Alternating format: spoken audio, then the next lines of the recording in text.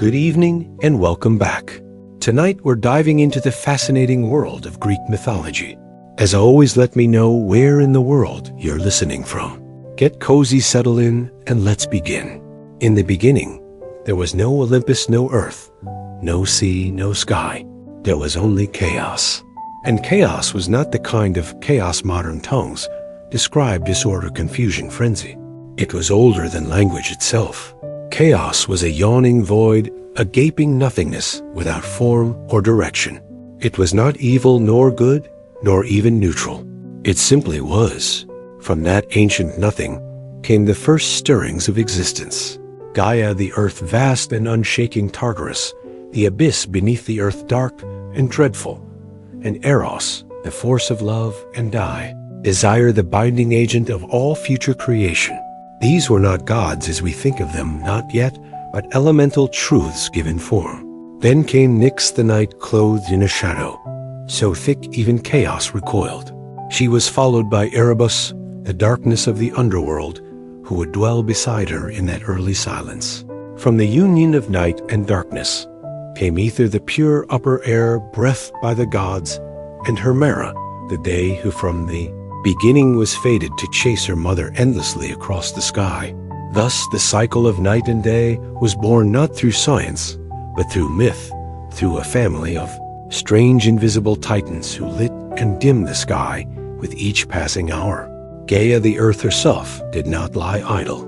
She was patient and fertile, and from her own body she brought forth Uranus, the sky vast and star-strewn. He was both her son and her consort, and when he arched over her, stretching across the heavens, the world found its first shape, a domed sky above a broad and endless plain. Gaia also birthed the mountains, tall and wild, and Pontus the sea, who surged with a will of his own, before ships or sea monsters ever touched his waters. Together earth and sky became the first great pair, and their union brought forth the Titans, the first generation of powerful beings who would rule the cosmos long before Zeus and his kin rose to power. There were 12 Titans in all, 6 sons and 6 daughters, each vast and elemental in their own right.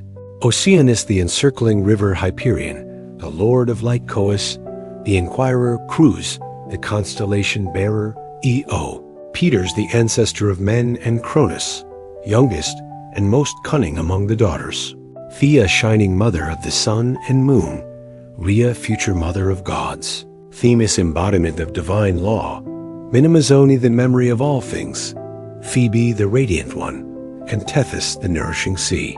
But Gaia's womb was not finished with them. She bore monstrous children, as well beings of strength and dread. First came the Cyclopes, Brontes, Sterops, and Argus, each with a single eye burning like a forge in the center of their brow. They were the smiths of lightning, strong and simple, and they feared no god nor giant. Then came the Hecaton Keres, the 100-handed ones, each of them, enormous and terrible, to behold, with 50 heads and 100 arms, each capable of stirring the very foundations of the world.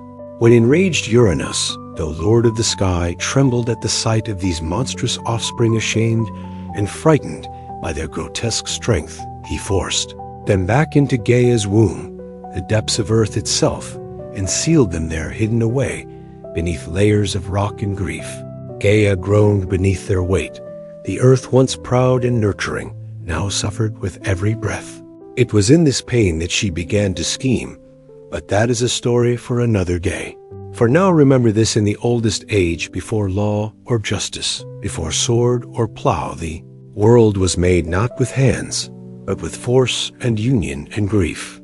Chaos birthed the first forms, but it was Gaia, the great mother, who gave them ground to stand upon. The union of Gaia and Uranus, earth and sky, was the first great marriage of the cosmos. It was not a marriage of altars or witnesses, but of necessity and nature.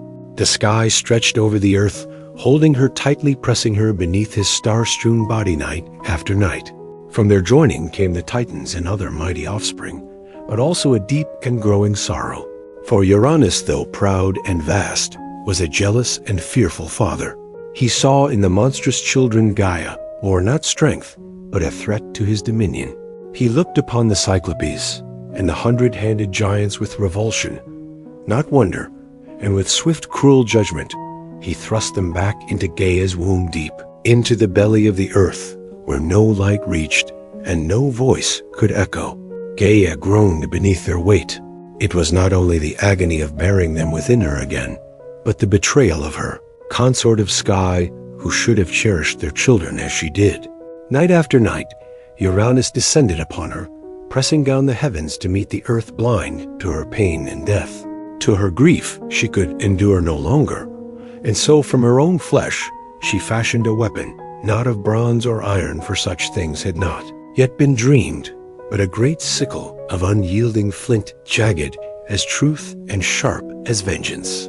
Then she went to her Titan sons, the firstborn and mightiest among her children, and laid bare her suffering. "Your father has wronged me," she said. "He has caged your brothers. He has silenced the womb that bore you. Who among you will aid me?"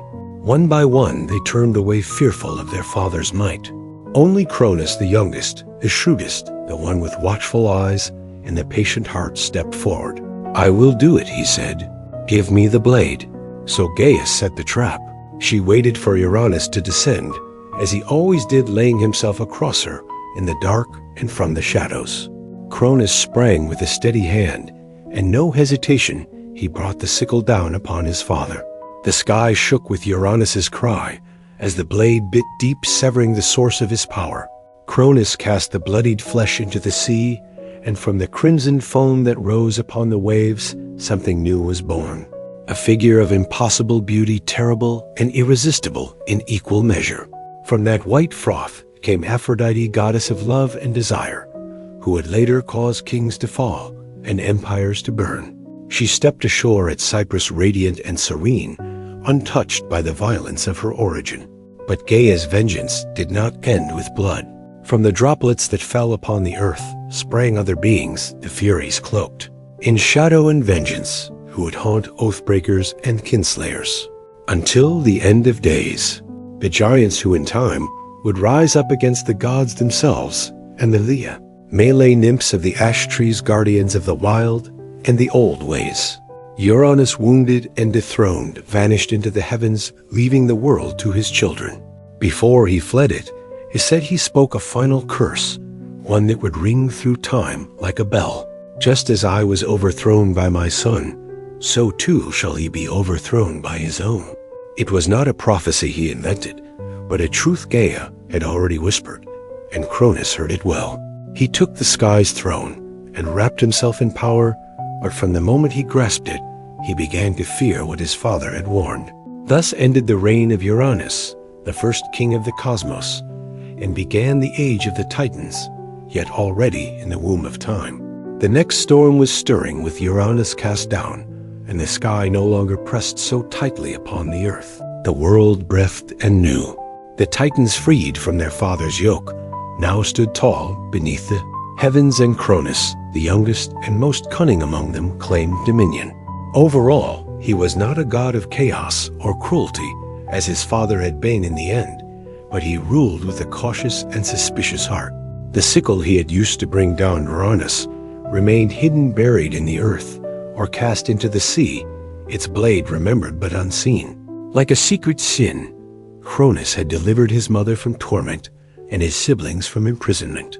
Yet from the very moment he sat the throne of the cosmos, his mind was troubled by the prophecy that had driven him to rebellion.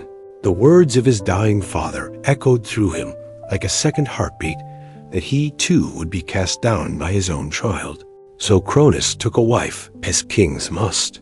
He chose Rhea, his sister, a Titaness of gentle strength and deep wisdom, though her name would one day be spoken in the same breath as pain. Ogatha they ruled through a time that later poets would remember as a golden age, a time when mortals newly created lived in peace, free from suffering, untouched by winter or war, and the fruits of the earth ripened without need for toil.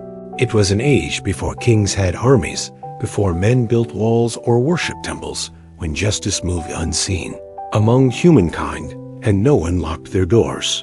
But such peace as the world has always known does not last. In time, Rhea began to bear children, and as each was born, Cronus remembered his father's curse. He did not hesitate. The moment Rhea placed each newborn in his arms first, Hestia, then Demeter, then Hera, Hades, and Poseidon, he opened wide his jaws and swallowed them whole. Not a trace was left, not a cry, not a cradle. Only the knowledge that they were gone hidden within their father's belly like seeds in winter soil. He told Rhea it was necessary that he would not suffer the same fate as Uranus, that the throne must be protected. Rhea, though proud and strong, was powerless against him. She wept, but her tears changed nothing. 5 times she gave birth, and 5 times she lost her children to the hunger of her husband's fear. But the 6th time she resolved to act. When she felt the child stir in her womb, she did not go to Kronos. She fled instead to the island of Crete, where the mountains met the sky and deep caves opened beneath the earth. They're hidden among shepherds and nymphs. She gave birth to her youngest son Zeus, and from the moment of his birth, Rhea knew he was different. His cry shook the trees.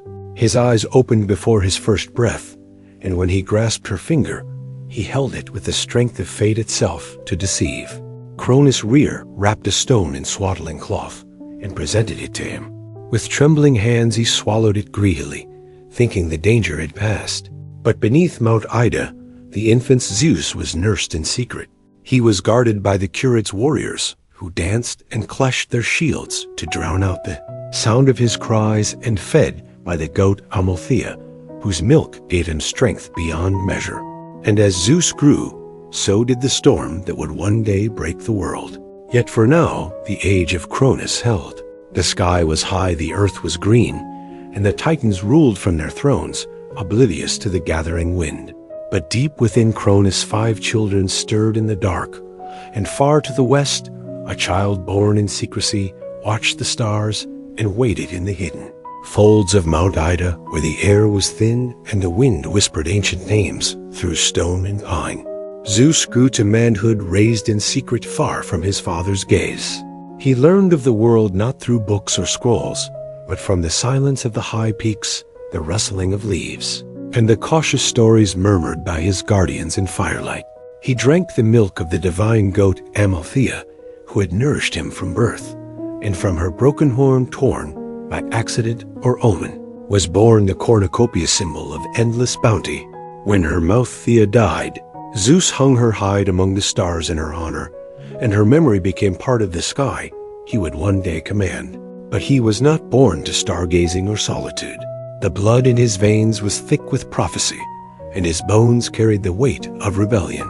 As he came of age, Dea herself began to stir. She remembered the betrayal of Cronus, the pain of her imprisoned sons, the 100-handed ones, and the Cyclopes buried deep in Tartarus. Her vengeance had not ended with Uranus. It had only been delayed. With words as old as stone, she whispered truth into Zeus's dreams, and in his waking hours, she guided his steps. First she led him to Megas, the Titaness of wisdom, whose counsel was shrewd and whose loyalty leaned toward the future. With Medus's aid, Zeus fashioned a plan to strike against Cronus, a king of Titans, and time would require more than strength. It would demand cunning. Zeus returned in disguise to the house of his father, and there with Medus's craft, he offered Cronus a potion laced in wine, bittersweet and thick as honey. The drink stirred the old Titan's gut, and at last with a shudder and a groan Cronus vomited forth the children he had swallowed long ago. They came not as infants, but full grown, and gleaming clad in the strength of gods, reborn into a world already poised for war. First Hestia, hearth and flame, then Demeter, goddess of the grain, then regal Hera, proud and sharp-eyed, then Hades, lord of the dead, and at last Poseidon, master of the deep. The 6 siblings stood together for the first time as one and looked to the throne that had cast them into darkness. They would not forget. But Cronus was not without allies. The Titans rallied to him, his brothers and sisters, gathering atop Mount Othrys, the old seat of power in the south. Oceanus remained apart, too old or too wise for blood feuds, but the others, Coas, Crius, Hyperion, Iapetus, took up arms. So began the war the poets called Titanomachy, the clash of Titans and Olympians. a war that tore across the heavens and split the earth to its core. For 10 years, the battle raged without end. The sky darkened with storm and smoke, thunder and fire echoed across the mountains. And the world below, still young and silent, watched in dread as its masters fought for the right to rule. The Titans held Arthur's tall and time-worn, while Zeus and his kin made their stand upon Mount Olympus, the peak still unscarred by war. The battles were terrible and unrelenting. Lightning tore open the skies and tidal waves swallowed islands whole. Volcanoes bled fire and winds howled like wolves. At times the war seemed endless, neither side able to land the final blow. But Gaia, ever watchful, knew that the balance could not tip without what had been long buried. She counseled Zeus once more. If he were to win, he must descend into Tartarus and free his monstrous uncles the Cyclopes and the Hecaton, Charis, whom Cronus had kept locked in chains out of fear. With his siblings beside him, Zeus broke the gates of the underworld and released the imprisoned powers.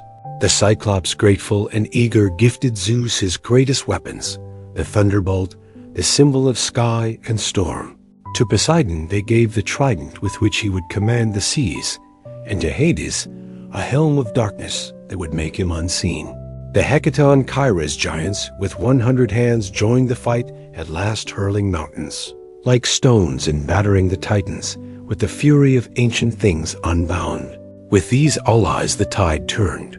The Olympians pressed forward with a fury no Titan could match. Cronus, proud and unyielding, fought to the last. But the prophecy has always unfolded without mercy. The Titans fell. One by one they were driven down, cast from the high places of the earth. Zeus did not slay them. He imprisoned them as his father had done before, deep into Tartarus. They were hurled bound in chains, forged by the 100-handed ones behind bronze gates that would never rust or break. Only a few escaped that fate, Prometheus and Epimetheus, who had sided with the gods, and Themis, who foresaw the justice of their rule. So ended the reign of the Titans. The sky cleared and the world scarred by fire, and war began to heal. The throne passed to Zeus not by birthright, but by might and wisdom and fate fulfilled. Yet even as he claimed the heavens, the shadow of Cronus' curse lingered behind him like the echo of an old song. For power once seized must always be watched, and no ruler, god or mortal, sits secure forever. When the war was over, and the world lay quiet beneath the sky once more, the victor stood amidst the rubble of creation. The Titans were chained in the depths of Tartarus, their groans swallowed by that black abyss from which no echo returned. The old order had been broken, but with the storm of war ended the gods, faced a new challenge, perhaps greater than any battle to rule. For conquest may be won with fire and fury, but rule demands judgment, patience, and division. The world was wide and wild, and filled with powers both known and yet unnamed. It could not be held by one alone. Zeus, eldest among the gods now born again, stood at the center of this new age.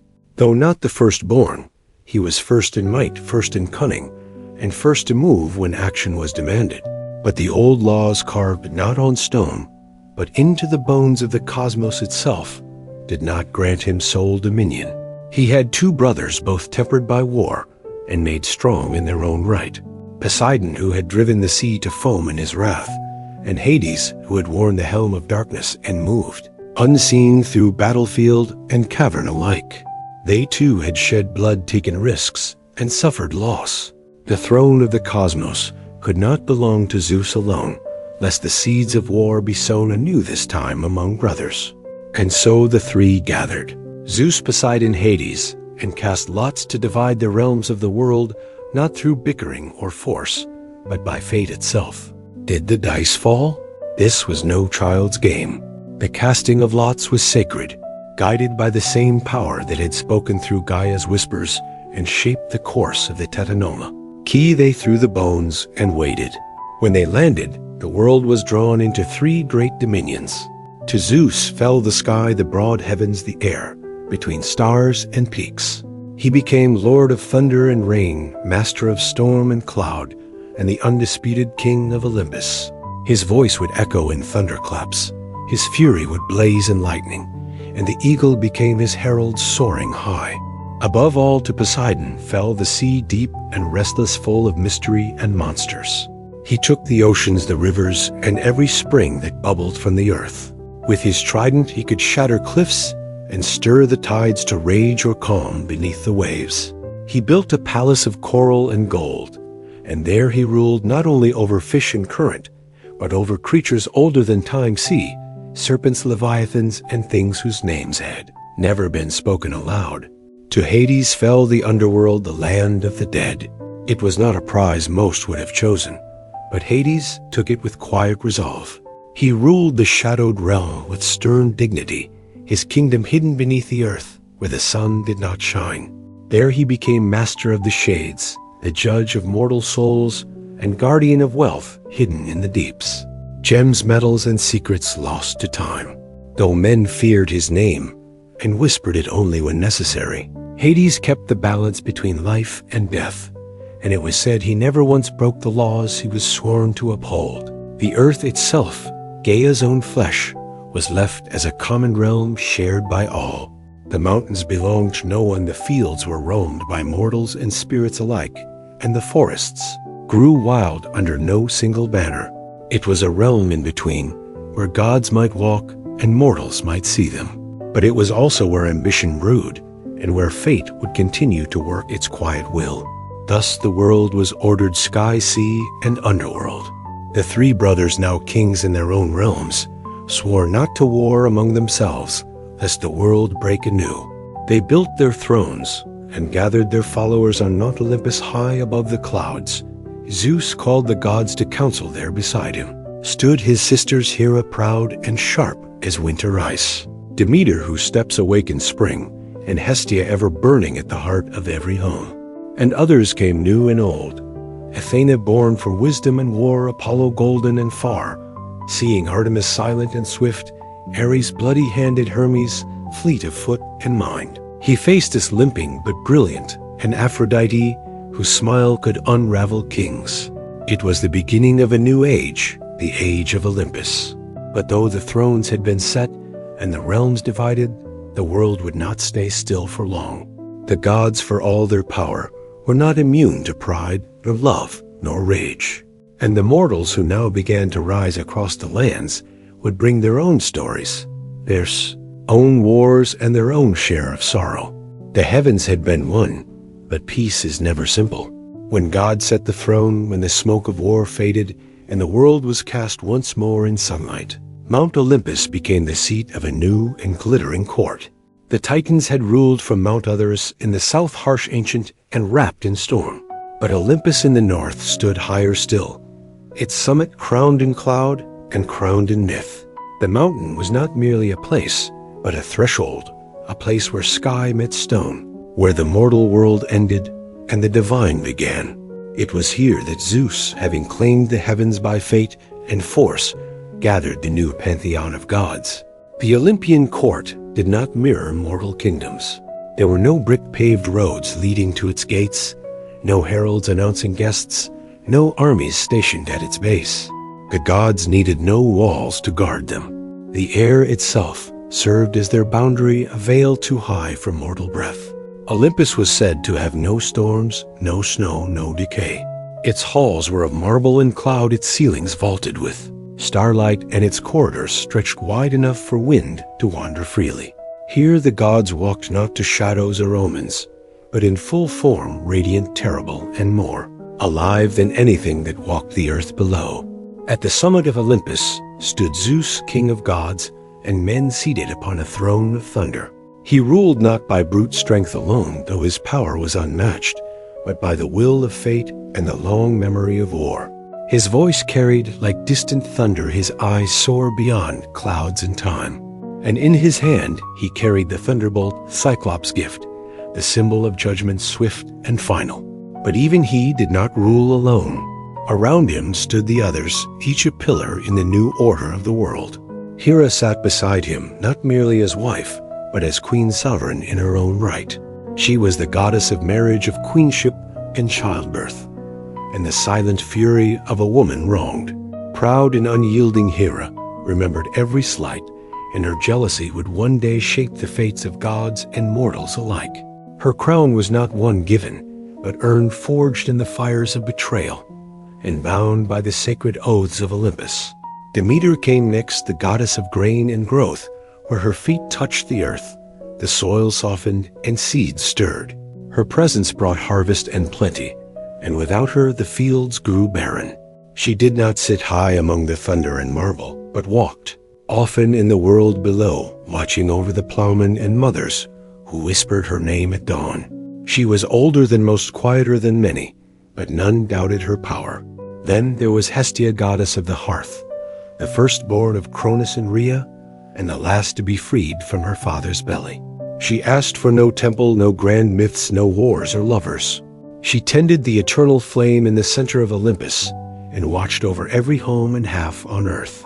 Her power was gentle, but ever present. For as long as fire burned in the household, Hestia lived there too. The younger gods came in time, some born in Olympus, others delivered by strange means. Athena was first among them, born not of womb, but of wisdom. When Zeus swallowed Mattis, fearing her unborn child would surpass him, he thought the matter ended. But Mattis did not die. She lived within him, whispering, scheming, crafting knowledge in the dark. One day Zeus groaned in agony, and with a blow to his skull, Athena sprang forth, fully grown, clad in bronze spear in hand, her eyes clear and sharp as flint. She became goddess of wisdom, strategy, and just wore a virgin warrior with no patience for frivolity. Apollo and Artemis came next, twins born of Leto, a Titaness who wandered long and weary to find a place to give birth. No land dared offer her sanctuary, for Hera's wrath was vast and vengeful. At last the floating island of Delos accepted her, and there she bore her children. Apollo, golden-haired and bright, became the god of light, prophecy, music, and healing. His sister Artemis, swift and silver, was goddess of the hunt of wild things and moonlight. Together they marked a new generation of gods, restless, radiant, and intimately tied to the mortal world. Then came Ares, god of war and slaughter, son of Zeus and Hera, but beloved by neither. He was strength without discipline, rage without cause, and though his name was feared, he was not often honored. War followed him like a shadow, and he gloried in its chaos, but he was often bested by cunning and wisdom. His opposite was Hephaestus, the lane god of the forge, master of craft and flame. Born of Hera, alone or thrown from Olympus by Zeus, both tales are told he found solace in metal, building wonders with hammer and fire. From his hands came armor, palaces, and automatons. Though limping and twisted, he was among the most indispensable of the gods.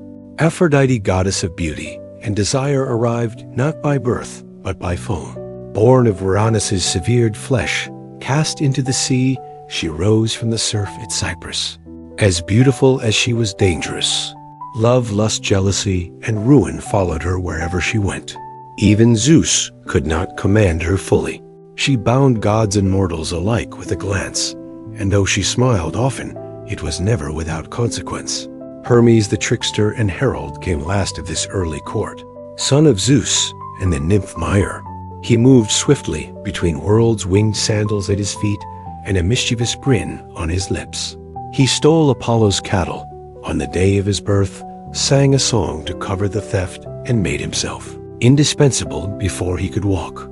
He became the messenger of the gods, guide of souls, patron of thieves and travelers, where Hermes went borders dissolved. This was the Olympian court, a gathering not of saints, but of powers raw, flawed, radiant, and vast. They quarreled as siblings do, took sides in mortal affairs, fell in love, betrayed each other, waged petty rivalries, and enacted divine justice.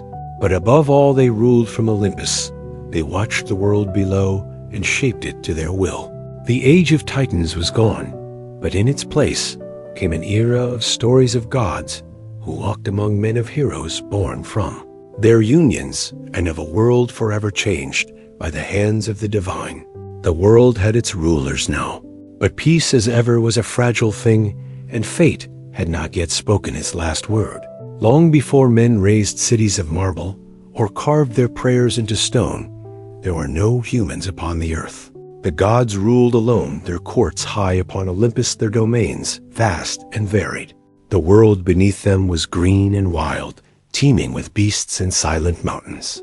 But there were no hands to till the soil, no voices to sing to the stars, no fire to warm the night. It was Prometheus, a titan of the old blood, who first imagined the shape of man. He was no friend to Cronus, nor was he ever counted among those chained in Tartarus during the War of the Titans. Prometheus had sided with Zeus, not out of love or loyalty, but out of foresight. For he bought the gift of prophecy, and he knew which way the storm would break. Prometheus's name meant forethought, and it suited him. He was brother to Epimetheus, whose name meant afterthought, and never was a pair of brothers more different, where Epimetheus acted in haste and repented in leisure. Prometheus saw father thought longer, and questioned the justice of every decree, even those issued by the king of the gods himself. He walked the line between Titan and Olympian old world, and knew a creature of reason in a cosmos ruled by passion and power. It was he who first shaped mankind. Some say he sculpted them from clay beside the banks of a river, his fingers smoothing mud into limbs, his breath giving them life. Others claim he molded them in the image of the gods, upright and thoughtful, gifted with the spark of invention. But however, it happened the first men were made, and they were weak, soft of skin, slow of foot, clawless, fangless and lacking in both fur and fire. They were naked beneath the sky, trembling in winter, defenseless against the beasts of the world. Prometheus looked upon them and pitied them.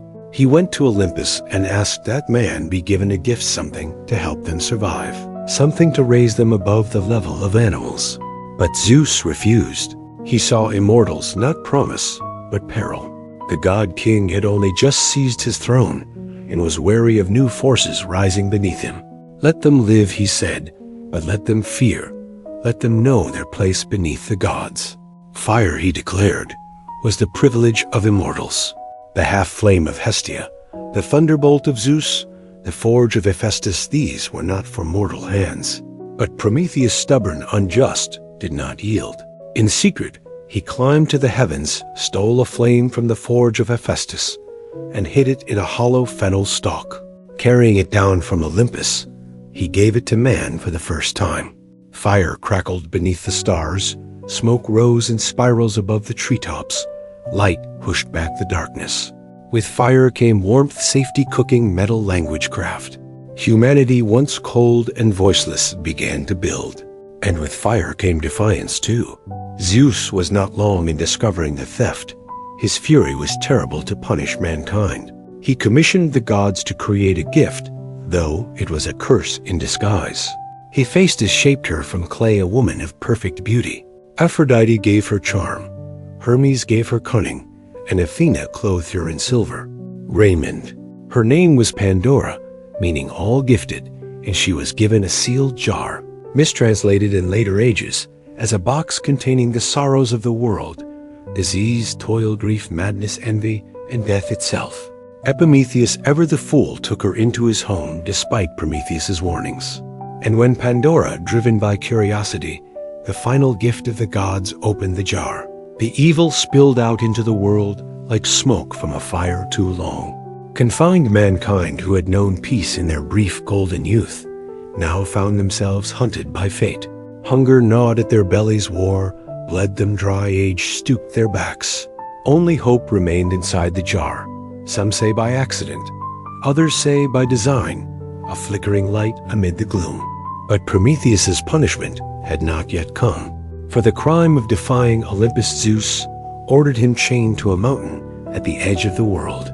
Some say the Caucasus, others say a place lost to myth. There he was bound in adamantine chains, unbreakable and eternal.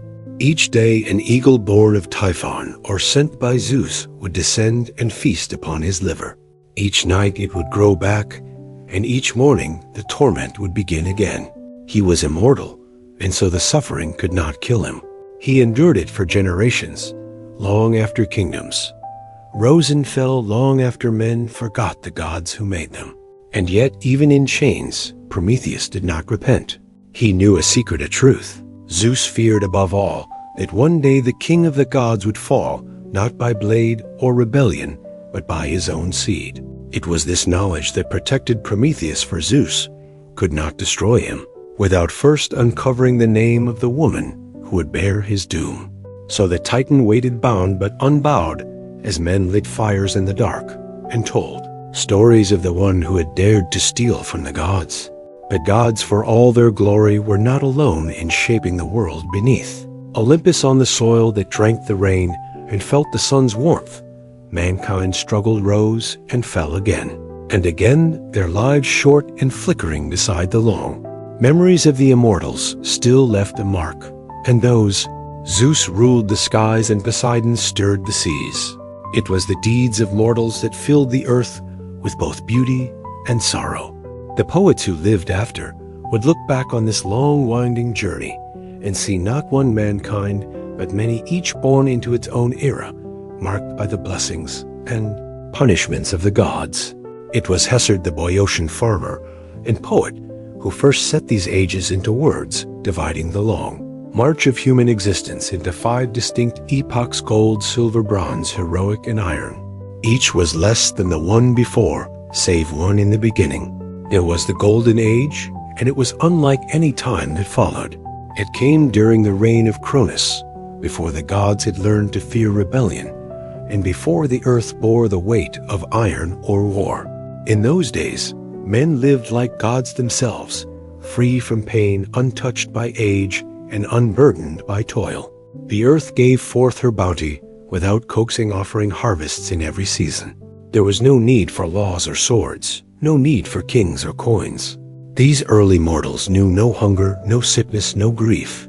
When their time came, they did not wither or suffer, but died as if falling into sleep, their spirits becoming guardians, pure and watchful, wandering the world as kindly diamonds, protectors of justice and peace. Theirs was a life of harmony, and theirs was the closest any mortal would ever come to Eden. But the Golden Age passed as all golden things do, with the fall of Cronus and the rise of Zeus. The Silver Age dawned a time of beauty dimmer and souls less noble. These mortals grew tall and strong, living long lives, but they lacked the wisdom and restraint of the golden race.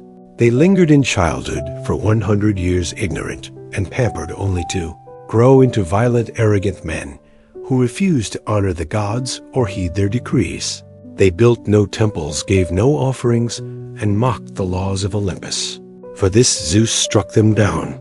Their spirits did not become guardians or watchful diamonds, but faded into the underworld, pale and forgotten. Theirs was a race lost to pride and disobedience, a mirror of divine fear come true. Then came the Bronze Age, born of ash trees, the same trees used for spears and shields. These were not gentle men. They were creatures of war, mighty and hard, their very flesh said to be forged from bronze. Their homes were bronze, their tools were bronze, their hearts seemed cast from the same metal. They lived for battle and died by its sowing the world with blood and ash. They were terrible to behold, but not evil, only driven by the rhythm of war drums and the clash of arms. They built no cities, wrote no poems, carved no statues. When they died, they left little behind but shattered swords and empty fields. Even the gods did not mourn their passing. They sank into Hades without echo or prayer. Yet not all decline is steady. From the blood and smoke of the Bronze Age rose a brief and brilliant light, the heroic age, a time unlike any other. It was not part of the descent, but an interlude of glory before the fall. These mortals were greater than those who came before or after. They were the demigods, the sons and daughters of gods and men. They built cities, sailed seas, and carved their names into the memory of the world. This was the age of Perseus, and Heracles of Theseus, and Atalanta of Jason, and the Argonauts of Hector, and Achilles, and Odysseus. They fought great wars against monsters, against foreign kings, and finally against each other at Troy. Many died young, and many more died forgotten. But their stories lingered, carried in song and stone, in epics and prayers. Some were granted a place in the Isles of the Blessed, far beyond ocean's edge, where heroes dwell in peace and sunlight forever. The heroic age did not last, but while it burned, lit the world. And then came the age that Hesiod called his own the Iron Age, where we still dwell. This is a time of sorrow and toil, a world grown old and heavy. Men now labor from dawn to dusk, planting seeds in bitter soil, raising children amid war and famine, growing old with pain and fear. In the Iron Age, bonds break easily between friends, between kin, between guest and host. Justice, once tall and golden, now walks with her eyes averted. Lies are many, oaths are cheap, and the gods, if they still watch, do so with silence. In this age, mortals build towers, but forget their ancestors. They chase gold and power, and cut down the forest that fed them. It is an age of struggle, and it is said that one day even this will pass. One day the gods will turn their backs entirely. One day Zeus will cast down his thunderbolt, and humankind will vanish like smoke on the wind.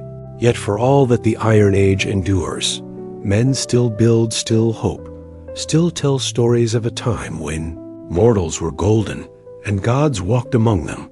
And perhaps that hope, fragile though it is the one gift Zeus did not take back when Pandora opened the jar in the waning light. Between the age of gods and the age of men, there came a generation of mortals, unlike those before or after. Men born not from clay alone, but from divine blood and mortal wombs shaped by both Olympus and earth. These were the heroes. Their lives were brief, their fates often cruel, but their names would echo through time like the rumble of a distant storm. Among the first and greatest of them was Perseus, slayer of monsters, founder of dynasties, and by blood, indeed the forerunner of all who would wear a hero's crown. Perseus's tale begins not in battle, but in prophecy and fear. His mother Danae was a princess of Argos, daughter to King Acrisius. The king, like all kings of that age, feared what he could not control. An oracle warned him that his daughter would bear a son destined to kill him. Such prophecies in myth, as in life, cannot be bribed or reasoned with. So Acrisius did what kings so often do when faced with the truth they fear. He sought to destroy the cause. He locked Danae in a tower of bronze beneath the earth, a room sealed against time and men alike. But the gods, as they often did, laughed at mortal precautions. Zeus, in the form of golden rain, slipped through cracks no wall could keep and fell upon Danae in her solitude. From that union, Perseus was conceived. When Ecclesias discovered the child, he dared not spill royal blood directly, for even tyrants fear the wrath of the gods. Instead, he placed Danae and her infant son into a wooden chest and cast them into the sea, trusting Poseidon or chance to drown them. But the sea is as fickle as fate. The chest did not sink, but drifted across the wine-dark waves to the island of Seriphos, where a humble fisherman named Dictys drew it ashore. He took them in, raised Perseus as his own, and in time the boy grew tall and strong with the bearing of kings and the eyes of storms. But peace is never a long companion to those who carry destiny. The ruler of Seriphos, King Polydactes, took notice of Danae's beauty and desired her. Perseus, grown into manhood, stood between his mother and the king, a wall of defiance. Polydactyres, unable to strike the sun without dishonoring himself, chose cunning over strength. He announced a false marriage, some say to Hippodamia, and demanded that all men of the island offer him a gift. Perseus, without gold or horses, boasted that he would instead bring the king a greater prize, the head of Medusa, the mortal Gorgon, whose gaze could turn flesh to stone. The task was cruel, and Polydex knew it. No man who had sought Medusa had ever returned. She was one of three Gorgon sisters, born of ancient sea deities, hideous and winged, their heads wreathed in snakes, their eyes cursed. Only Medusa was mortal. Her sisters were immortal, and none could be approached without peril. But the gods who watched the world with curious eyes favored Perseus Athena, born from her father's head, and never want to forget a slight. Medusa, after all, had once been a maiden in her temple, until Poseidon's violence and pride had defiled it, lent her shield to the young hero. It was polished like a mirror, and in its reflection one could look upon a Gorgon without meeting her gaze. Hermes, swift and shrewd, gave him a curved sword and winged sandals to fly, and directed him to the gray eye, the Gray. Sisters who shared a single eye between them and knew the secret path to the Gorgon's lair. Perseus, through wit and will, stole their eye and bargained for the truth. They told him of the nymphs who kept the sacred items he would need: the helm of Hades, which made its wearer invisible, Akibisis, a magical sack to contain the Gorgon's head, and knowledge of the place beyond ocean's edge, where night never lifts and the Gorgons sleep among ancient stone. Armed with these divine gifts, Perseus flew over sea and desert until he reached the ends of the earth. He found them sleeping Medusa and her sisters curled in a shadowed grove ringed by the statues of those who had come before Perseus, dead, not looked directly. And so, with Athena's shield held before him, he walked backward step by cautious step until he stood over the sleeping Gorgon. With one swift stroke he severed her head, and from her blood sprang Pegasus, the winged horse, and Chryser, the warrior with a golden blade, children of Poseidon, born in death. As Medusa's sisters screamed and clawed the air, Perseus vanished into mist hidden by the helm of darkness. The deed was done. He returned by the long road, his prize heavy in the sack, its power undiminished. On the way he passed the shores of Ethiopia, where the sea god had sent a monster to punish King Cepheus and Queen Cassiopeia for their vanity. Their daughter Andromeda had been chained to a rock as sacrifice. Perseus, beholding her beauty and innocence, slew the beast, turned it to stone with the Gorgon's head, and claimed her as his bride. She would follow him westward, becoming the mother of his line. When at last he returned to Seriphos, Polydactes scoffed at his tale. So Perseus reached into the sack and withdrew the severed head. The king and his court were turned to stone where they stood. Dictys, the fisherman who had shown kindness to a mother and her child, became king in his stead. The cycle of cruelty was broken, if only for a time. But prophecy once spoken is not so easily undone. Perseus journeyed to Argos, where King Acrisius, still haunted by the words of the oracle, fled, rather than face the boy he had once condemned to death. Yet fate does not forget. At the funeral games of a neighboring king, Perseus, throwing a discus, struck an old man in the crowd, Acrisius, his grandfather, who died without ever knowing that his death was no murder, but an accident long foretold. So the circle closed, as they always do in myth. Perseus had fulfilled the prophecy, though not by malice. He had slain a monster, saved a maiden, founded a line of kings, and carried the weight of fate with dignity. He would not live forever, but his name would, for from his blood would come Heracles, and from Heracles, the next chapter in the story of the gods and men. If Perseus was the first great hero, Heracles was the mightiest. His name, like thunder over distant mountains, carried weight across every land touched by Hellenic breath.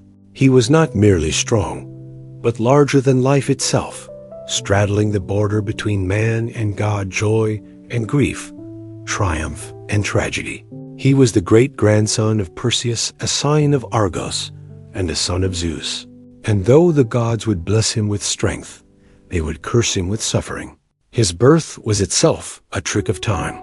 Zeus, everlastful, desired out mean wife of the Theban general Amphitryon, disguised as her husband. The king of gods lay with her, extending a single night into threefold length. From that union came Heracles, and from Amphitryon a twin, Iphicles. Mortal and unblessed, Hera as always watched from her throne with a cold and bitter eye. She knew her husband's ways, and she knew too well the threat that this child, half god though he was, might one day pose to her own dominion. Even in the cradle, Heracles bore the mark of the divine. Hera, seeking to destroy him, early sent 2 serpents into the nursery to strangle the infant, but the child reached out with plump hands and throttled them both, one in each fist, before any nurse could scream. From that moment his fame began to grow. As a youth he trained in all the arts befitting a nobleman: music, archery, wrestling, and chariot driving. Yet there was something wild in him, a restlessness of soul that no lyre or tutor could tame. Manhood brought him both love and ruin. He married Megara, daughter of the Theban king Creon, and for a time lived in peace, fathering sons and defending his city. But Hera had not forgotten. In a fit of divine wrath, she clouded Heracles' mind with madness raging through his own holes. He slew his wife and children with the same hands that had once cradled them. When the madness passed and his vision cleared, he beheld the blood and ruin of his own house. His cries reached Olympus, but no god answered. To atone, he sought out the oracle of Delphi, the Pythia. Speaking in riddles told him he must submit to the will of Eurystheus, king of Tyrants, his cousin lesser in strength, but greater in fate. Only through servitude, through suffering, could Heracles earn redemption. Thus began the 12 labors deeds, so great and terrible that even the gods took notice. The first labor was to slay the Nemean lion, a beast whose golden hide could not be pierced by mortal weapons. Heracles cornered it in its cave and strangled it with his bare hands. He flayed the beast using its own claw and wore the skin as armor, thereafter a second hide to shield him from the world. The second was the Linean Hydra, a serpent with 9 heads, 2 of which would grow back for everyone severed. Heracles battled it in the swamps, aided by his nephew Iolaus, who cauterized the stumps. As they were cut from the last head, immortal and venomous Heracles harvested its ichor and dipped his arrows in it, making them deadly even to gods. The third labor was the capture of the Cyrenian hind, a golden-horned deer sacred to Artemis. Heracles chased it for a year across hills and rivers before gently capturing it alive, earning the goddess's reluctant approval. The fourth labor led him to the Erymanthian boar, a monstrous beast of the wild. He wrestled it in the snow-covered heights of Arcadia and dragged it back to Tiryns, bound in chains, laughing as Eurystheus. Hidden terror inside a bronze jar. The fifth task was less glorious: to clean the Orgian stables home to thousands of cattle, untouched by broom or shovel for decades. Heracles, ever the problem solver, rerouted rivers to wash away the filth in a single day. The sixth was to drive away the Stymphalian birds, man-eating creatures with bronze beaks and razor-feathered wings. With the aid of Athena's rattle, he startled them into flight and shot them down from the sky. The seventh labor took him far west to capture the Cretan bull, a beast of divine origin that had fathered the Minotaur. Heracles wrestled it and brought it back alive, while the bull's gaze burned with madness and sea salt fury. The eighth labor sent him north to Thrace, where he tamed the mores of Diabetes' flesh-eating horses that gnashed their teeth for human meat. He fed Diabetes, their master, to them, and the beasts grew docile. The ninth labor required diplomacy and blood. Heracles was sent to retrieve the girdle of Hippolyta, queen of the Amazons. Though the queen agreed to gift it peacefully, Hera spread rumors among the warrior women, and battle broke out. Heracles slew Hippolyta and escaped with the belt. The 10th led him to the edge of the known world, to Erythea, where he stole the cattle of Geryon, a triple-bodied giant. He built the Pillars of Heracles at the Strait of Gibraltar and fought the giant, his herdsman, and his hound all at once before driving the red cattle back across continents. But Eurystheus, seeking to discredit him, declared 2 labors invalid, claiming Iolaus had helped with the Hydra and the rivers. With the stables, 2 more were required. The 11th was to steal the golden apples of the Hesperides. Guarded by nymphs and a dragon coiled around the tree's base, Heracles tricked Atlas, the sky-bearer, into retrieving the apples while he held the heavens. When Atlas tried to leave him the burden, Heracles asked for a moment to adjust his cloak and took back the sky while fleeing with the fruit. The 12th and final labor was the most harrowing: to descend into Hades itself and bring back Cerberus, the 3-headed hound, armed with nothing but his strength. Heracles' journey to the underworld presented himself before Hades and with the gods. Grim permission wrestled Cerberus into submission and led the beast snarling and frothing into the land of the living. With that final labor, his redemption was won. Yet Heracles' life was not yet at peace. He fought more battles, took new wives, and fathered many children. But here his hatred endured. In the end, It was not blade or monster that killed him, but the poisoned blood of the centaur, Nessus smeared upon a tunic gifted by his wife, Deianira, who believed it a love charm. As the poison burned through his flesh, Heracles built his own pyre upon Mount Auruter. No mortal dared light it until Philoctetus, a simple shepherd, stepped forward. For that he was given the hero's bow. Heracles was consumed by flame, but in death he was reborn. Zeus lifted him to Olympus, where he was granted immortality and married to Hebe, goddess of youth. He became not just a hero, but a god.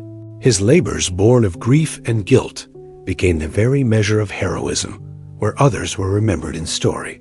Heracles was remembered in shrines and games, and in the hearts of men who, though mortal, dared to dream of greatness. If Heracles was the greatest of Greek heroes, then Theseus was the most political, the most cunning, the most human. He was not merely a slayer of beasts or a breaker of curses. He was a builder of cities, a weaver of laws, and the founding spirit of Athens, the city that would one day name itself the cradle of civilization. His story is tangled with myth and memory, with a thunder of heroes and the whisper of politics.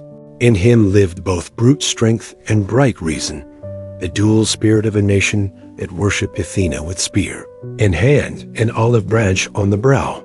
Theseus was born of two fathers, King Aegeus of Athens and Poseidon, god of the sea. His mother Hera lay with both on the same night, one mortal, one divine. From this double union came a boy of destiny, raised far from Athens, in the city of Trojan, unaware of the great blood in his veins. Before leaving, Aegeus had hidden a sword and sandals beneath a heavy stone, telling Hera that when the boy was strong enough to lift the stone, he would be ready to claim his birthright. In time, Theseus grew tall and sharp-eyed, restless in his limbs and mind. At 16, he moved the stone with a grunt and a grin and took up his father's tokens.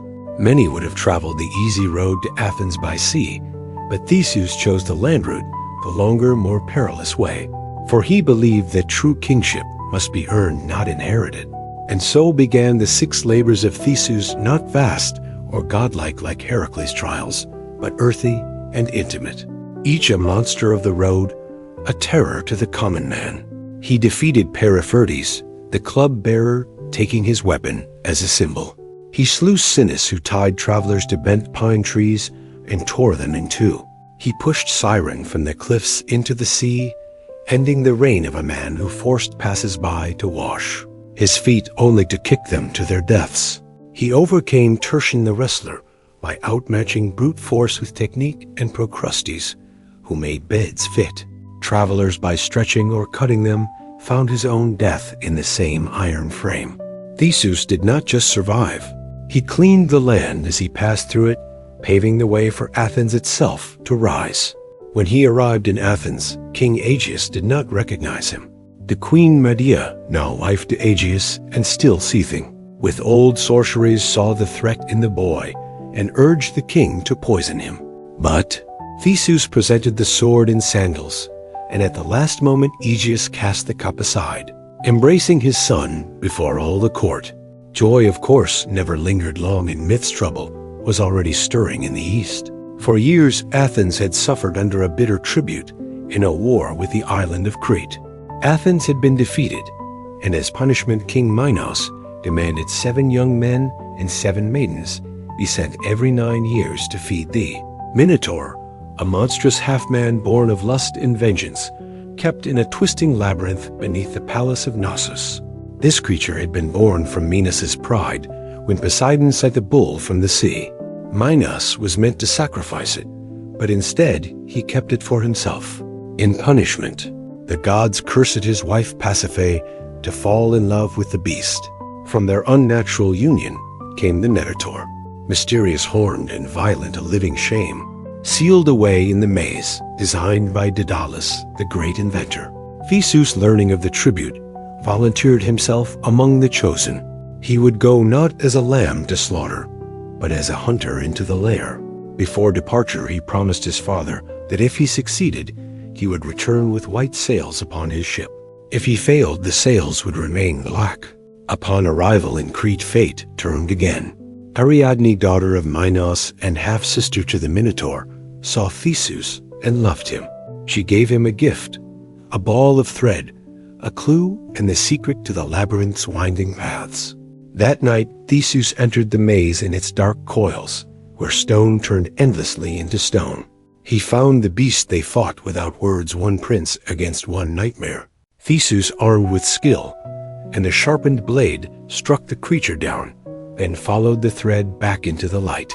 He fled with Ariadne and the freed Athenians, sailing into the Aegean. Yet love in Greek stories is never simple. On the island of Naxos, Theseus abandoned Ariadne. Some say Dionysus claimed her for his own.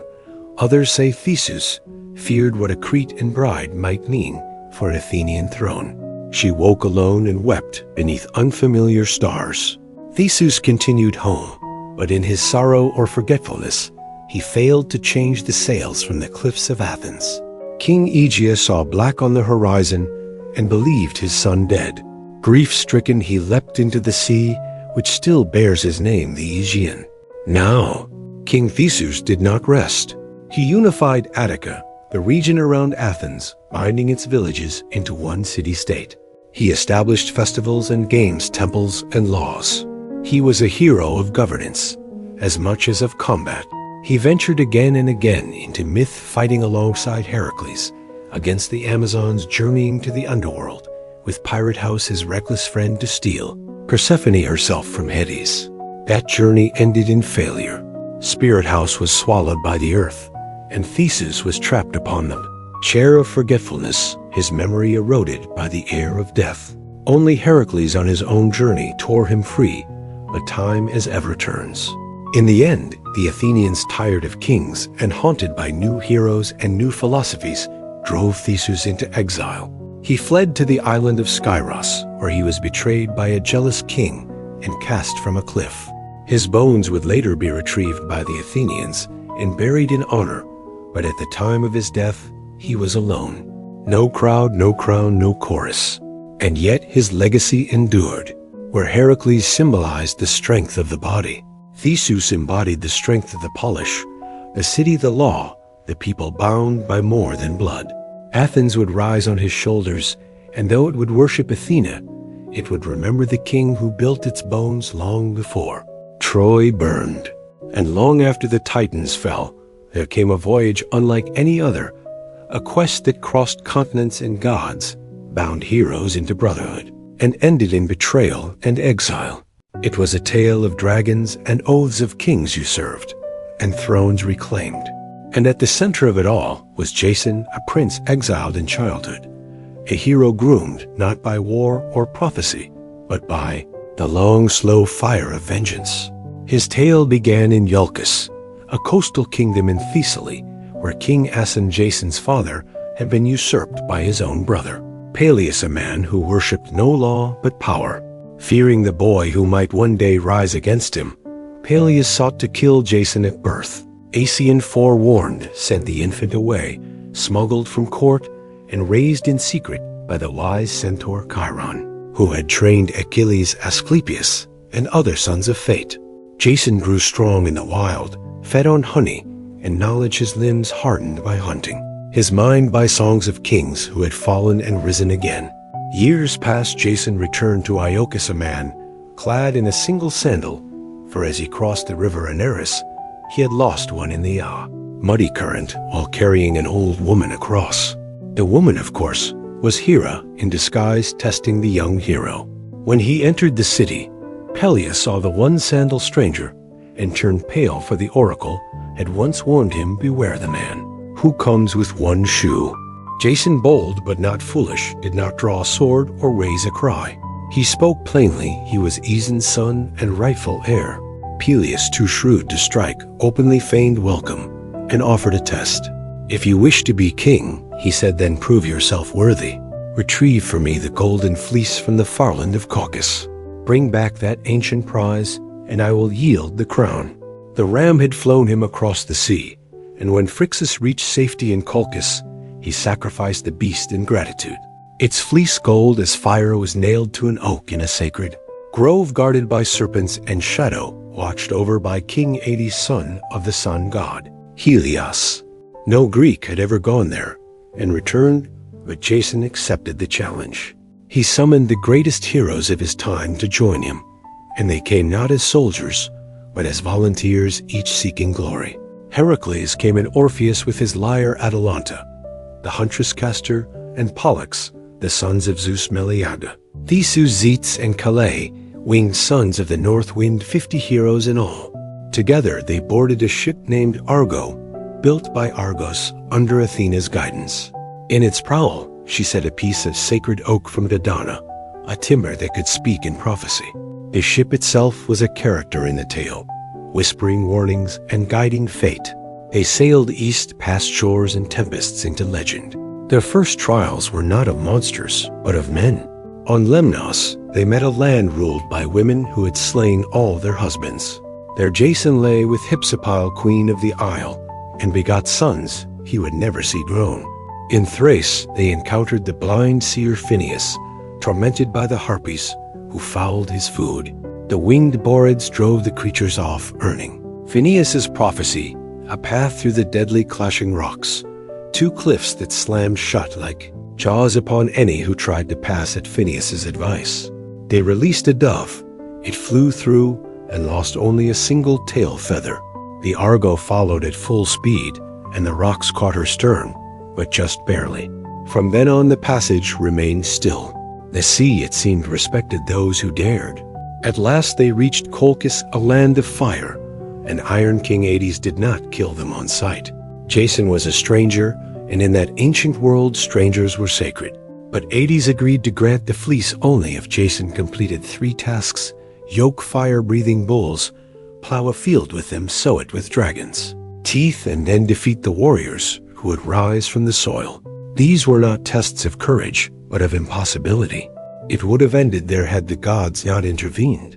Eros at Heroes, urging, struck Medea, daughter of Hades, with an arrow of love. She was a priestess of Hecate, versed in herbs and poison, untouched by men cold as moonlight. But at the sight of Jason, her heart betrayed her. She gave him a potion to shield him from flame, taught him to hurl a stone among the earth-born warriors, so they would turn on one another, and at last laid him to the fleece itself. Guarded by a serpent that never slept, Medea sang spells, and the beast sank into slumber. Jason seized the fleece, brilliant and soft as molten gold, and fled with Medea into the dark. Hades pursued them with ships, but the lovers had bought time with blood. Medea had taken her young brother Absyrtus, cut him into pieces, and scattered them in the sea, forcing her father to stop and gather the limbs for burial. The Argo slipped away, stained by crime and magic. Their return was a wandering past Scylla and Charybdis, through lands of danger and delay at length. They returned to Iolcus, but Pallas refused to yield the crown. Medea, in vengeance, tricked his daughters into cutting him to pieces and boiling him alive, claiming it was a spell of rejuvenation. Horrified, the people rose up. Jason, now tainted by treachery, was exiled. He fled to Corinth, where he and Medea lived for years in uneasy peace. But Jason, ever seeking legitimacy, cast Medea aside and chose a Corinthian princess for marriage. Medea, wronged and vengeful, unleashed a fury no man could endure. She poisoned the bride's gown, burning her to ash, and murdered her own sons by Jason. Then she fled, carried away in a chariot drawn by dragons, a gift from her grandfather Helios. Jason broke and returned to Alcas. In his final days, he wandered among ruins forgotten. One day, resting beneath the Argo, now dry-docked and decaying, a beam broke loose and struck his skull. So passed the great hero, not in battle, not in glory, but in silence beneath the bones of his past. Yet the tale of Jason endured, for in the quest for the fleece in the gathering of heroes and love turned sour and greatness undone. Greece found one of its most enduring myths, the promise and price of ambition. There are few bloodlines in Greek myth more accursed than the royal house of Thebes. Where most heroes battled monsters or sailed for distant thrones, the Theban kings fought their own kin and warred against the past itself. Their legacy is not carved in bronze or sung in triumph, but written in riddles, madness, and murder. Even the city's foundation was steeped in omens and unrest. Thebes began with a quest. Cadmus, a Phoenician prince and brother to Europa, set out to find his sister after Zeus abducted her in the guise of a white bull. Unable to recover her, Cadmus sought guidance from the oracle of Delphi, who told him to abandon his search and instead follow a cow until it lay down. There he was to found a city obedient. He wandered until the beast collapsed upon a hill, but when Cadmus sent his companions for water, they met. Their deaths at the hands of a serpent sacred to Ares, guarding a spring. Cadmus slew the serpent himself, and at Athena's bidding, sowed its teeth into the soil. From the earth sprang armed warriors, the spa toy or sown men, who turned on one another until only 5 remained. These 5 became the noble families of Thebes and Cadmus their king. But the slaying of Ares' serpent drew divine wrath. Cadmus served the war god for 8 years in penance. He married Harmonia, daughter of Ares and Aphrodite, and the gods themselves came to their wedding. The couple received a cursed necklace forged by Hephaestus, a thing of beauty that would bring ruin to all who wore it. And so the doom of Thebes began not in hatred, but in celebration cursed by beauty and blood. Generations past, Cadmus's daughters would meet cruel fates. Eno went mad and threw her child into the sea. Autono's son Actaeon was torn apart by his own hounds after glimpsing Artemis bathing. Semele, beloved by Zeus, was tricked by Hera into demanding that he reveal his true form and died in flame. And Agave, in a frenzy of Dionysian madness, tore her own son Pentheus limb from limb, believing him to be a lion. But it was through Cadmus's great-great-grandson, Laius, that the true tragedy would unfold. Laius became king of Thebes and took Jocasta as his queen. Yet the gods had not forgiven the line of Cadmus. An oracle came: if Laius ever had a son, the child would kill his father and marry his mother. As in all Greek stories, the warning was not enough to prevent the sin. Laius lay with Jocasta, and a son was born. Terrified, Laius ordered the infant's ankles pierced and bound, then gave him to a servant to be abandoned on Mount Cithaeron. But the servant, pitying the child, passed him to a shepherd, who in turn delivered him to the king and queen of Corinth and Meropa, who were childless and welcomed the boy as their own. They named him Oedipus, meaning swollen foot, and never told him the truth of his blood. Oedipus grew into a clever and proud young man, but rumors of his birth reached him. Seeking truth, he journeyed to Delphi, where the oracle gave him the same prophecy once spoken to Laius, that he would kill his father and marry his mother. Horrified, believing Polybus and Merope to be his true parents, Oedipus fled Corinth, unwittingly running toward his fate on the road. At a crossroads near Dallas, he encountered a stranger, old, proud, and imperious. A quarrel broke out over the right of passage, and in the heat of rage, Edda pursued the man and his attendants, never knowing that he had just killed his true father Laius. He continued on to Thebes, which was under siege not by an army, but by the Sphinx, a creature with the body of a lion, wings of an eagle, and the face of a woman. She devoured all who failed to answer her riddle. What walks on 4 legs in the morning, 2 at noon, and 3 in the evening? Oedipus answered without hesitation. Man the Sphinx defeated threw herself from a cliff. Thebes rejoiced the city's deliverer was made king, and in gratitude he was given the widowed queen as his bride, Jocasta his mother. Years past, Oedipus ruled well, and had 4 children, Aeacles, Polonices, Antigone, and its many. But plague fell upon Thebes, and the oracle proclaimed the land was cursed by unpunished blood. Slowly, terribly, the truth unraveled. The old man at the crossroads, the queen's grief, the scarred feet, the servant who survived, and the blind prophet. Tiresias, who named the king, is both father and brother, son and husband. Jocasta hanged herself. Oedipus took her brooches and blinded himself, piercing his own eyes. He begged to be exiled and wandered the land as a wretched figure guided only by Antigone's hand. In the hills near Colonus, he found sanctuary, and at last a quiet death swallowed by the earth, his grave a secret kept by the gods. But his children did not escape the curse. Eteocles and Polonices fought for the throne. When Polonices was exiled, he raised an army from Argos and led the Seven against Thebes, a war that bathed the city in blood. The brothers slew each other in single combat at the gates. Thebes survived, but its soul was broken. Antigone, the last to carry the old honor, buried her brother. Despite royal decree for this, she was condemned by her uncle Creon and buried alive. The god sent madness and death to his house as punishment. Thebes endured, but its kingship became a revolving door of ruin. The tale of Oedipus is not one of monsters slain or cities built. It is a tale of fate, of how a man may do all he can to outrun a prophecy and still run straight into its arms. It is a tragedy not born of evil, but of ignorance of a man who sought the truth and was destroyed by it. The house of Thebes, for all its glory, was built upon the bones of serpents and riddles. And no riddle, no matter how cleverly answered, can change the will of the gods. Of all the wars that ever ravaged mortal soil, none would echo louder than the one fought for a woman's face. A war of oaths and pride of beauty and betrayal of gods and kings and the fall of empires. It began not with spears or fire, but with a wedding one that all the gods were invited to save. For one Eris, goddess of discord, was not welcome at the marriage of Peleus and Thetis, the sea nymph, fated to bear a son greater than his father. In her fury, Eris cast into the feast a golden apple inscribed with 3 words that would shatter kingdoms to the fairest. The apple was claimed by Hera, Athena, and Aphrodite, each believing herself most worthy of its gleam.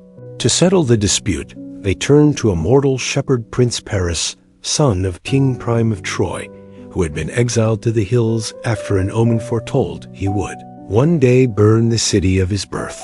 The gods brought him to judgment on Mount Ida, and one by one they offered bribes. Hera promised kingship over all men. Athena pledged wisdom and victory in war. But Aphrodite, with a smile like soft thunder, offered him the love of the most beautiful woman in the world. Paris chose love, and thus Helen of Sparta, daughter of Zeus and lady wife of Menelaus, was marked. She had many suitors in her youth, princes and kings from across, a care drawn not only by her beauty, but by the promise of bloodlines that reached Olympus. Her mortal father, King Tyndareus, feared the war her hand would spark.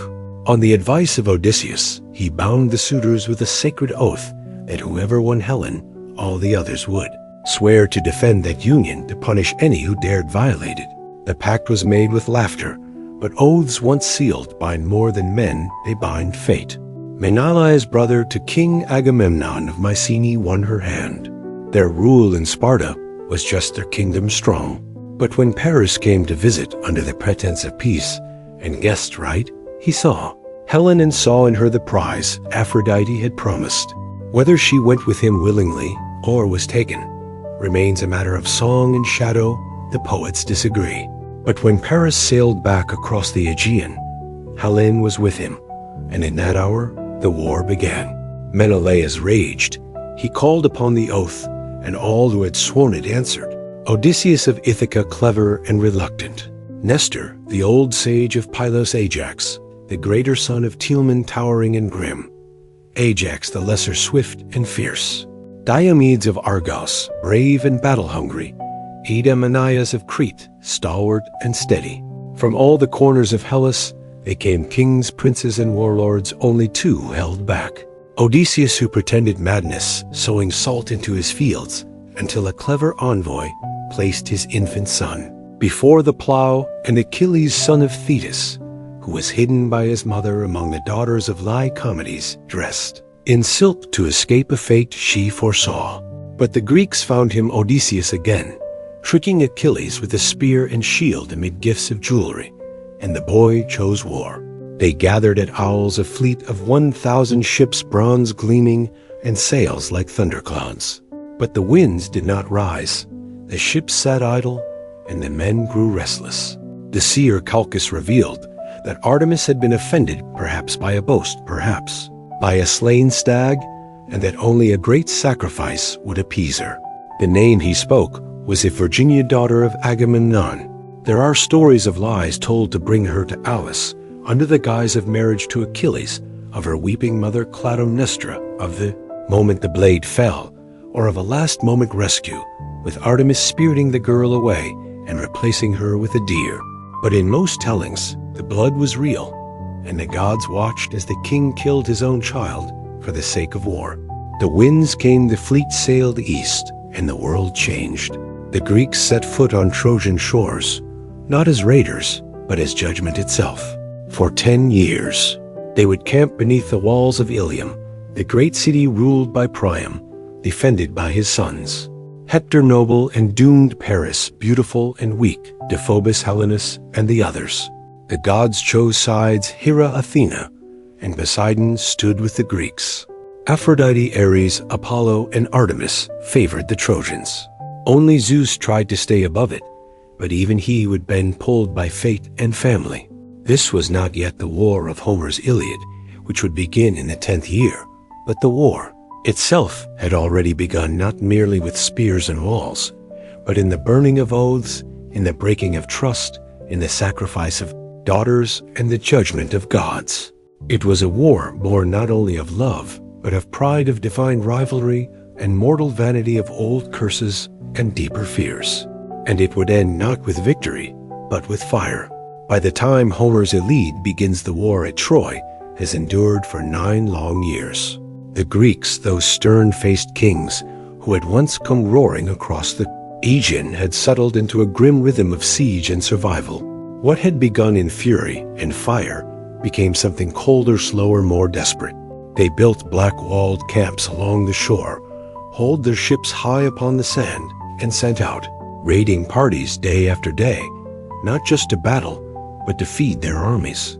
The war dragged on like an old wound that would not heal, and both sides felt the infection deepening.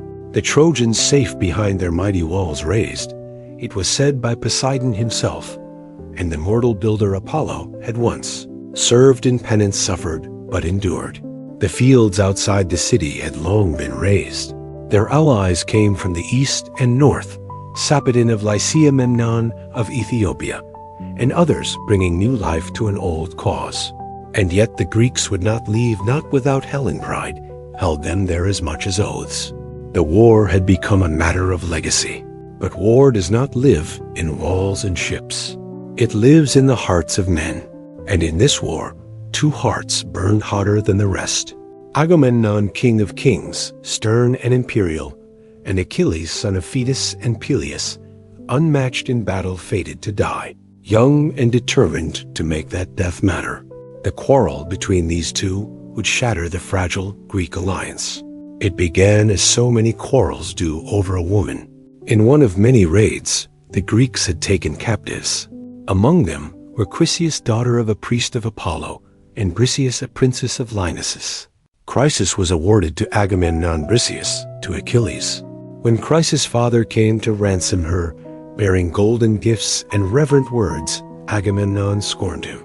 The old man prayed to Apollo, and the god answered not with fire from the sky, but with plague, a silent killer that passed from beast to man, filling the air with death. The prophet Calchas at last revealed the truth. Agamemnon, forced to surrender Chryseis to save his army, did so, but in turn demanded Briseis from Achilles as compensation. It was a slight Achilles could not endure. He rose from the council in fury, called Agamemnon a greedy coward, and swore an oath before the gods he would no longer fight for the Greeks. Let them bleed without him. And so he withdrew to his tent, and with him went the Myrmidons, his elite warriors, silent and dangerous, forged for war. From that moment the tide turned. Without Achilles, the Greeks began to suffer. The Trojans pressed harder. Hector, son of Priam and champion of Troy, led the charge with a quiet, noble fury. He was not Paris, who had brought the war, nor Di, Phobos, who sought glory. Hector was the heart of the city, a husband, a father, a prince who carried the burden of his people, not in pride, but in duty. Day by day, the Trojans pushed the Greeks back to the sea. Ships were set ablaze, heroes fell. Protesilaus, the first Greek to leap ashore, had died in the first skirmish. Now Patroclus' friend and companion of Achilles watched the losses mount with growing despair. Some say Patroclus was a friend, others our lover, but all agree he was the only one who could reach Achilles in his grief and fury when the Trojans breached the Greek defenses and threatened to burn the ships. Patroclus begged Achilles to let him fight in his stead. He wore the hero's armor, rode his chariot, led the Myrmidons into battle, and for a time the Greeks rallied. But Patroclus, flushed with borrowed glory, went too far. He reached the gates of Troy, and there he met Hector. Their duel was brutal, and it ended with Patroclus falling beneath Hector's spear, and with him fell whatever peace remained in Achilles' heart.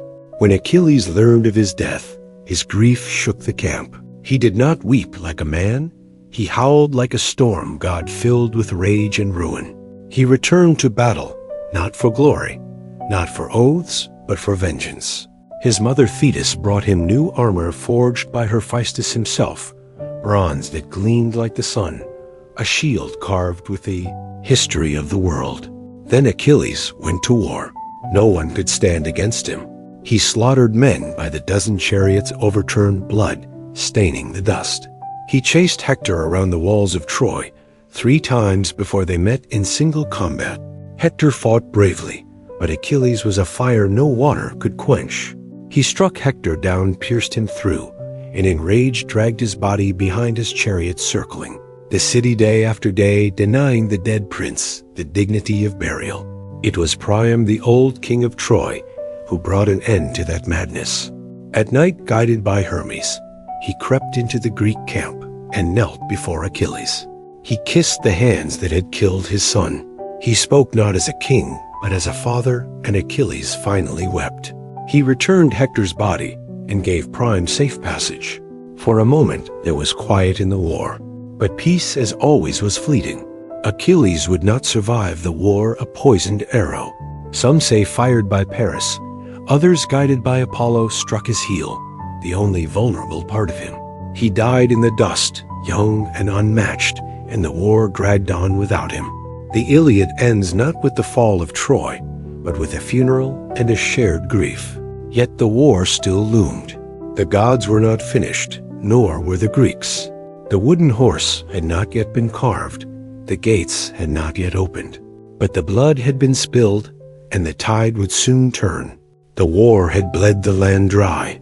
10 years of siege had turned warriors into husks, kings into ghosts, and heroes into memories.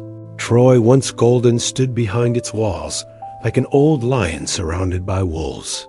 The sons of Priam had fallen one by one. Hector, the shield of the city, laid low by Achilles' Troilus, struck down, while still a boy, Polydorus, slaughtered in betrayal. The Trojans fought with the desperation of men, defending not just stone but history.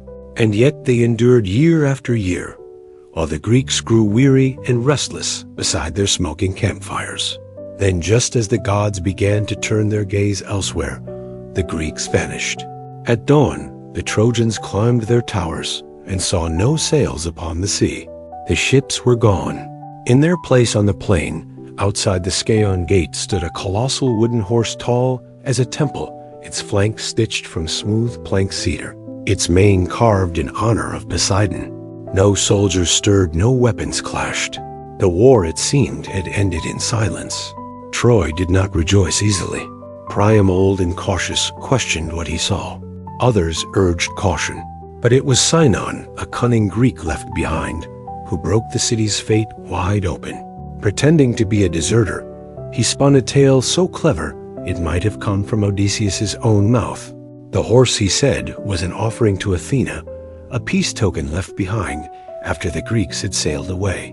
If the Trojans brought it into their city, it would guarantee their dominance for generations. But if they dared destroy it, ruin would follow. Only Laercoon, priest of Poseidon, spoke the truth. Beware Greeks bearing gifts, he warned, and hurled a spear into the side of the horse. The wood groaned, something shifted within. But in that moment, as if the gods themselves had tired of warning men, a pair of sea serpents, great and coiled with eyes like burning coals, rose from the surf and crushed Loken and his sons in their coils. The people seeing this called it a sign. Troy had refused the gods' gift. Once before, they would not do so again.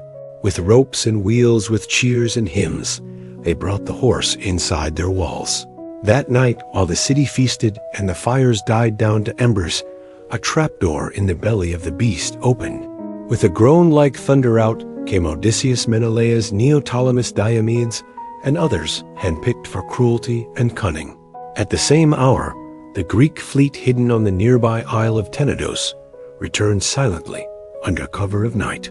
Troy slept. What followed was not war, it was slaughter. Neoptolemus, the son of Achilles, stormed through the palace like a black wind. He killed Priam at the altar of Zeus, the old king's blood soaking the stones. Cassandra, daughter of Priam and cursed prophetess, was dragged screaming from the temple of Athena, her warnings once again unheard. Hecuba, queen of Troy, watched her sons die and her city burn. The Greeks showed no mercy. Astyanax, Hector's infant son, was thrown from the walls so no heir might one day rise. Temples were desecrated, women taken, and the city of Troy, once the pride of Asia, was given to flame. Helen, whose face had launched 1,000 ships, was found in the palace. Some say she wept and begged for forgiveness. Others say she stood proud, untouched by grief. Menelaus, blade in hand, looked into her eyes and dropped the sword. He took her back to Sparta, and the war at last claimed its final victory. When dawn rose over the plain, nothing remained but smoke and ash.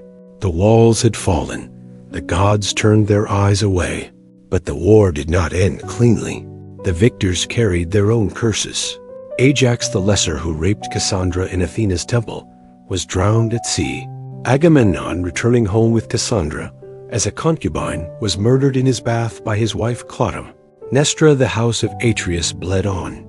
Menelaus and Helen returned to Sparta, but their names were never clean again.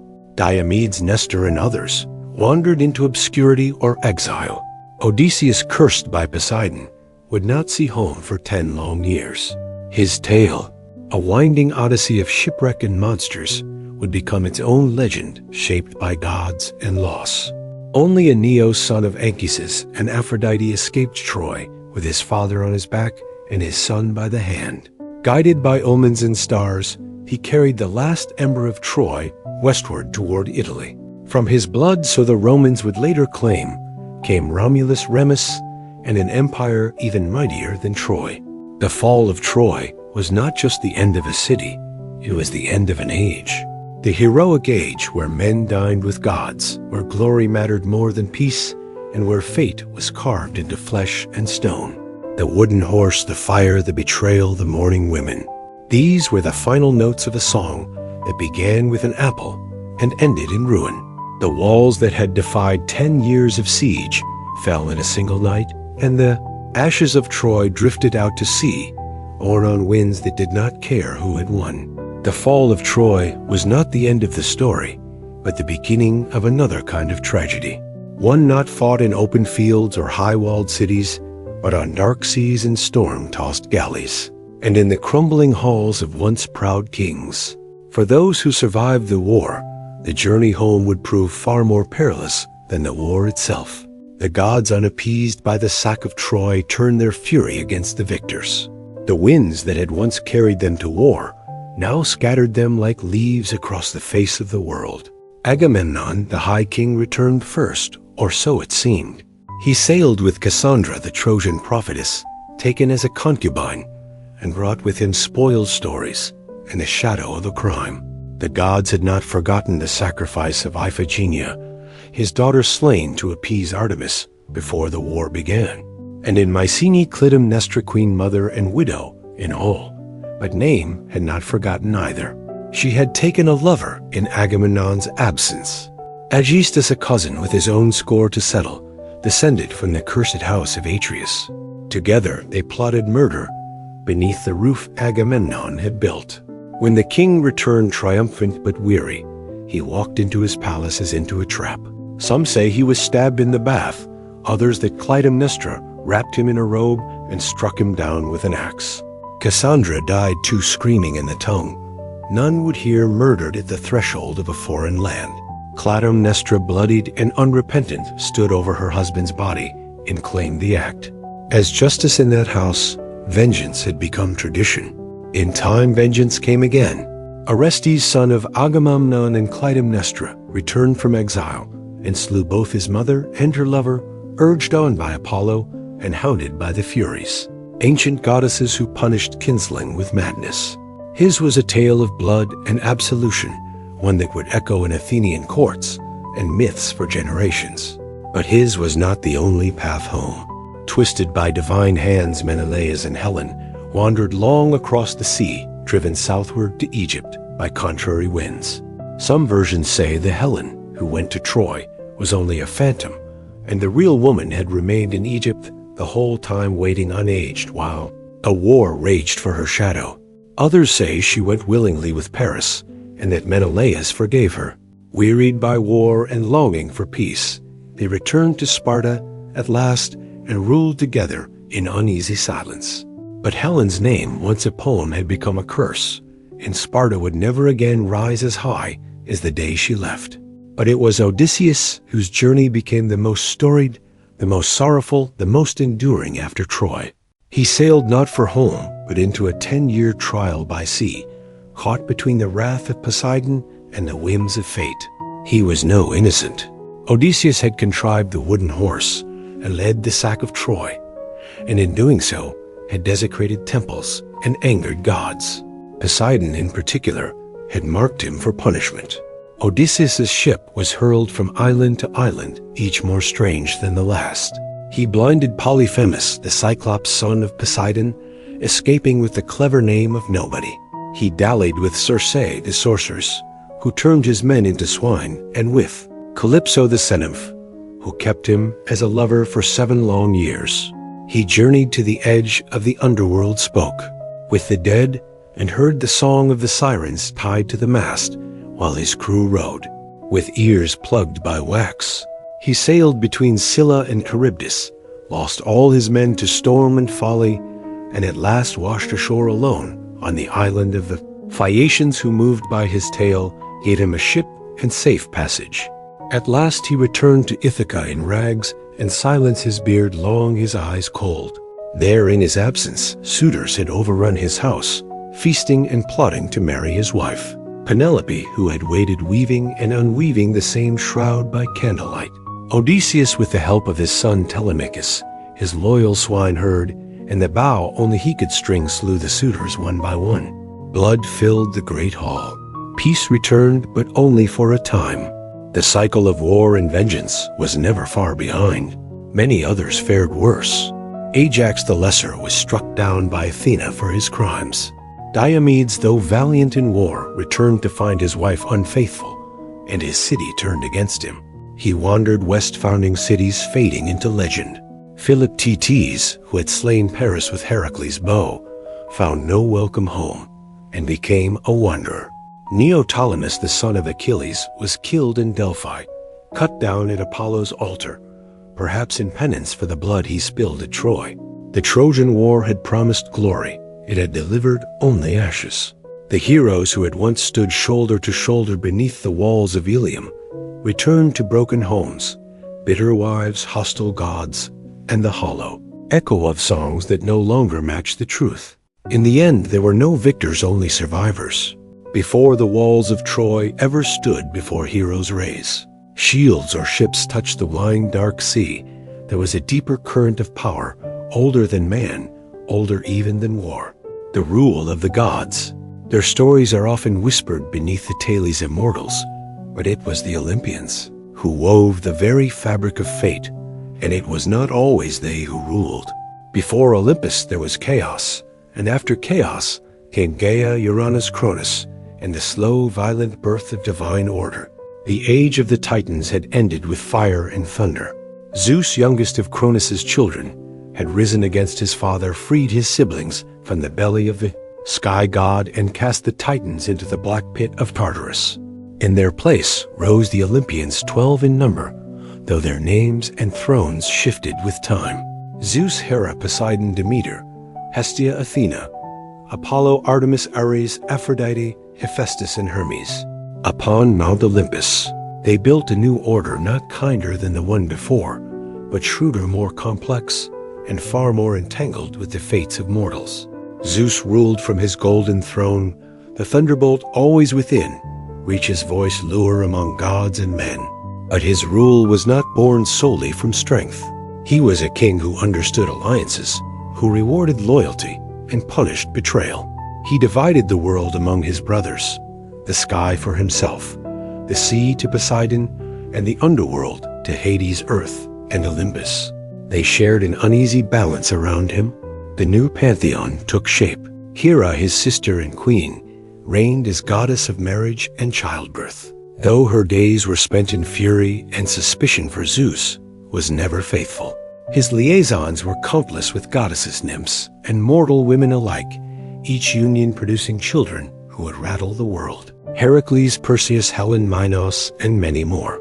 Hera, ever watchful, punished his lovers, and their offspring with wrath, both cold and enduring. Beside them stood Athena, born not from a womb, but from Zeus's own skull, fully formed and armored. The goddess of wisdom and warcraft, she favored mortals who used cleverness over brute force. Odysseus above all, and guided cities like Athens to flourish under law and reason. Unlike Ares, who delighted in slaughter, Athena's warfare was disciplined and precise. Her presence marked the Olympian era as one of intellect as much as strength. Apollo and Artemis, twin children of Leto, brought light and shadow in equal measure. Apollo, golden-haired and radiant, ruled over prophecy, music, and healing. He claimed the oracle at Delphi, speaking in riddles through the Pythia, shaping kings and battles with a few cryptic words. Yet he could also bring plague, as he did upon the Achaeans at Troy. Artemis, his sister, roamed the forests untouched by men, a huntress and protector of wild things. She asked no permission and gave no forgiveness to those who trespassed her sacred groves.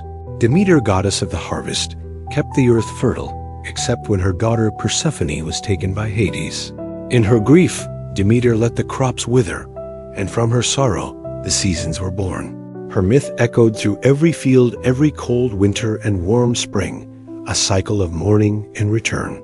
Aphrodite, said by some to have risen from the sea foam, where Uranus's severed flash fell, ruled love and desire. Her beauty stirred both gods and mortals to madness. She bound men's hearts to ruin and pleasure alike. In the halls of Olympus, she was married to Hephaestus, the lame-smith god, but gave her heart and body to Ares, the god of war. Together they embodied the chaos of passion and conflict. Hermes, quicksilver son of Zeus, moved between worlds as messenger, thief, and guide of souls. He was the god of boundaries, both keeper and breaker of them. No door was closed to Hermes. He walked freely from Olympus to Hades, from feast to battlefield, a smile always playing on his lips. This new pantheon did not rule in silence. The Olympians were not distant creators. They were imminent, meddling, playing favorites, waging subtle wars through the hands of mortals. Unlike the Titans, who embodied elemental force, the Olympians were reflections of human nature, elevated to divine scale. Their loves were messy, their grudges eternal, their pride vast. They helped and hindered as wind dictated. Cities were founded in their honor. Sacrifices were burned for their favor. Oracles spoke their will, and every home kept aflame. For Hestia, goddess of the hearth, who asked for little and gave peace in return.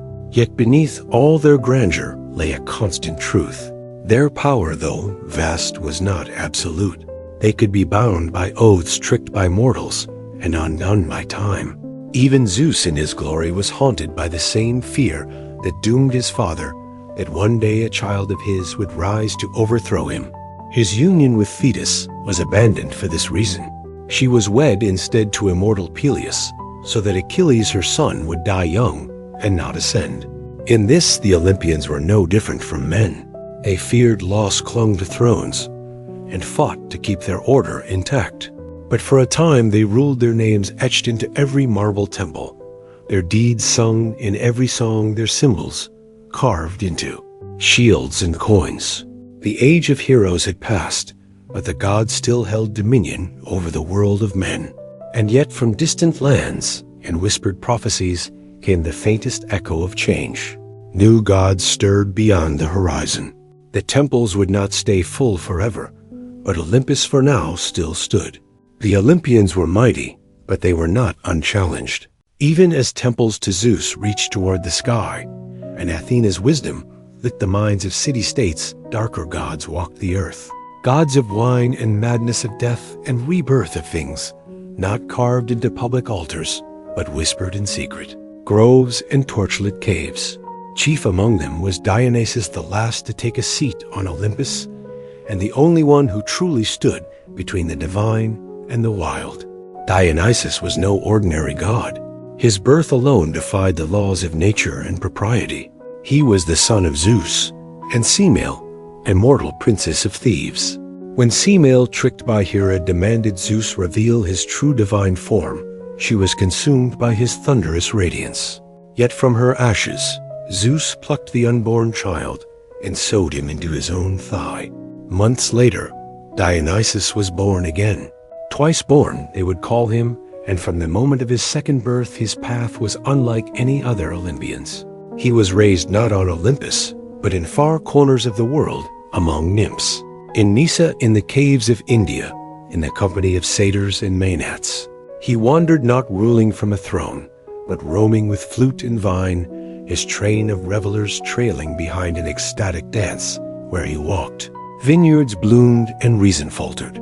He was not merely the god of wine, but of alteration of the thin sacred line between civilization and chaos, between ecstasy and insanity. He inspired joy, yes, but also frenzy, and in frenzy men and women alike might forget who they were. His arrival in Greece was not without resistance. Cities mocked his rites. Kings barred his worship one by one. He punished them in Thebes, his mother's homeland. The young god returned, disguised his followers, stirring unrest with drums and cries. Pantheus, the rigid king, tried to suppress the madness he arrested. Dionysus scoffed at the wild rites and sought to spy on the women of the hills. But the god lured him into the woods, dressed as a woman. And there, in a trance of divine madness, his own mother Agave led the Maenads in tearing him limb from limb. Only when she returned to the city with her son's head on a thyrsus did the spell break and the lessons settle like a shadow. Over all Thebes, Dionysus was the god of theater, as well as intoxication of masks and performance of truths hidden within lies. His festivals became the heart of Greek drama, where comedies and tragedies alike were performed in his honor. Through masks and songs, the Greeks gave shape to fears and desires they dared not speak aloud. To worship Dionysus was not to bow before power, but to surrender to it completely. And with Dionysus came something new to the Greek world: mystery cults, religions of initiation, secrecy, and rebirth. Unlike the formal rites of Olympus, mystery cults promised something personal. In the Eleusinian mysteries, followers of Demeter and Persephone reenacted the story of descent and return, of a daughter lost to death and found again. The Orphics, followers of the poet mystic Orpheus, spoke of Dionysus as a god torn apart and resurrected, a god whose suffering brought wisdom and whose rites promised freedom from the cycle of rebirth. These mysteries did not reject the Olympians, but they moved beneath them, quieter and deeper. They offered hope where the thundering gods gave only law. They whispered of a soul that could endure, that could transcend the mortal body. And in that promise, the old certainties began to tremble. Even on Olympus, the cracks began to show. The gods feuded more bitterly. Ares and Athena vied for the hearts of warriors.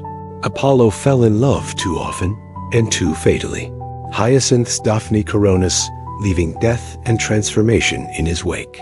Aphrodite, jealous and capricious, punished mortals for the very desire she stirred. The gods began to resemble the mortals. They ruled, proud, fickle, wounded, and lost. In Dionysus, the Olympian order met its mirror and its undoing. He was divine, and yet lived as a wanderer. He brought joy, yet left madness. He tore down kings and raised up peasants. And most importantly, he changed the nature of divinity itself. The gods were no longer aloof and eternal. Through mystery, through ritual, through wine and song and madness, mortals could feel the breath of God within them, not in temples, but in themselves, and somewhere in the distance beyond the wine-dark seas and the marble columns, new God stirred. Rome was rising, the world was changing, and Olympus, for all its thrones and thunders, could already feel the wind shifting on the mountain top. The Olympians, for all their immortality and glory, did not confine their stories to the high halls of Olympus. They descended again and again into the world of men in the form of lovers, tempters, warriors, or punishers. They mingled with mortals and left behind not just oracles or Romans, but children. These children of gods and mortals, demigods, were born into a world that neither fully embraced them nor could ever fully contain them. Some became kings, others monsters, but a few became legends, their stories lasting longer than the walls of Troy, or even the temples of the gods who sired them.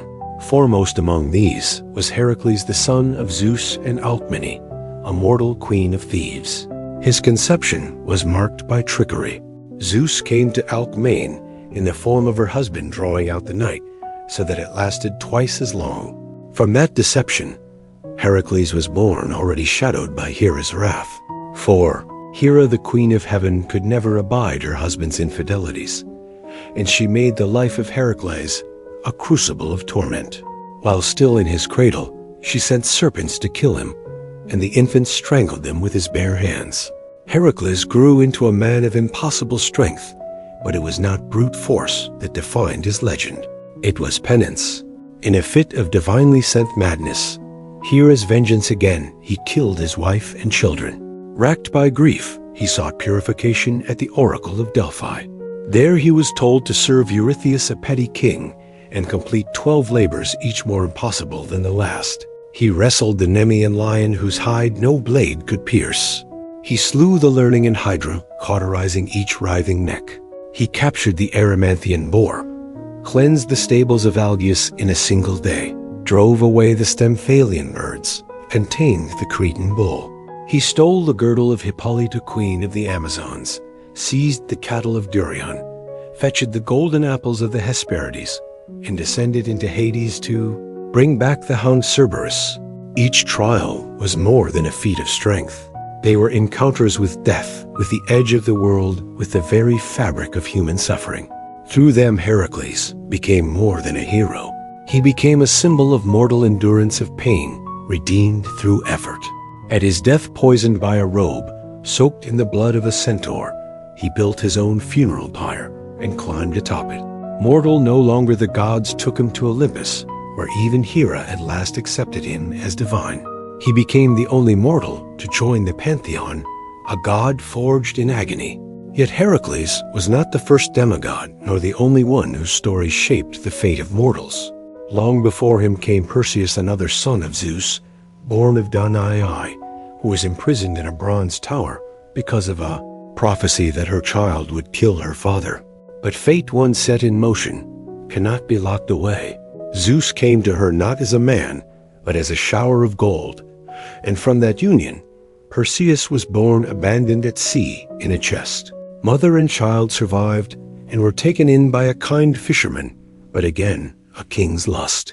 This time Polydactys, who desired Danae, set Perseus on a path of peril, ordered to bring back the head of Medusa, the Gorgon whose gaze turned men to stone.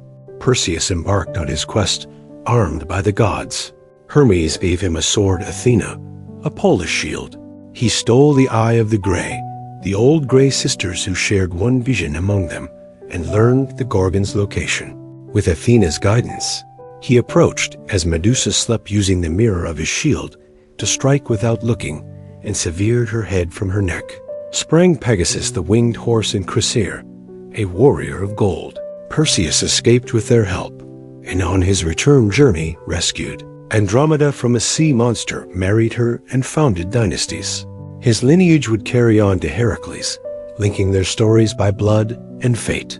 There were others, Theseus, son of Poseidon, or Aegeus, depending on the telling, who slew the Minotaur in the labyrinth of Knossos, bringing Athens into its first taste of empire.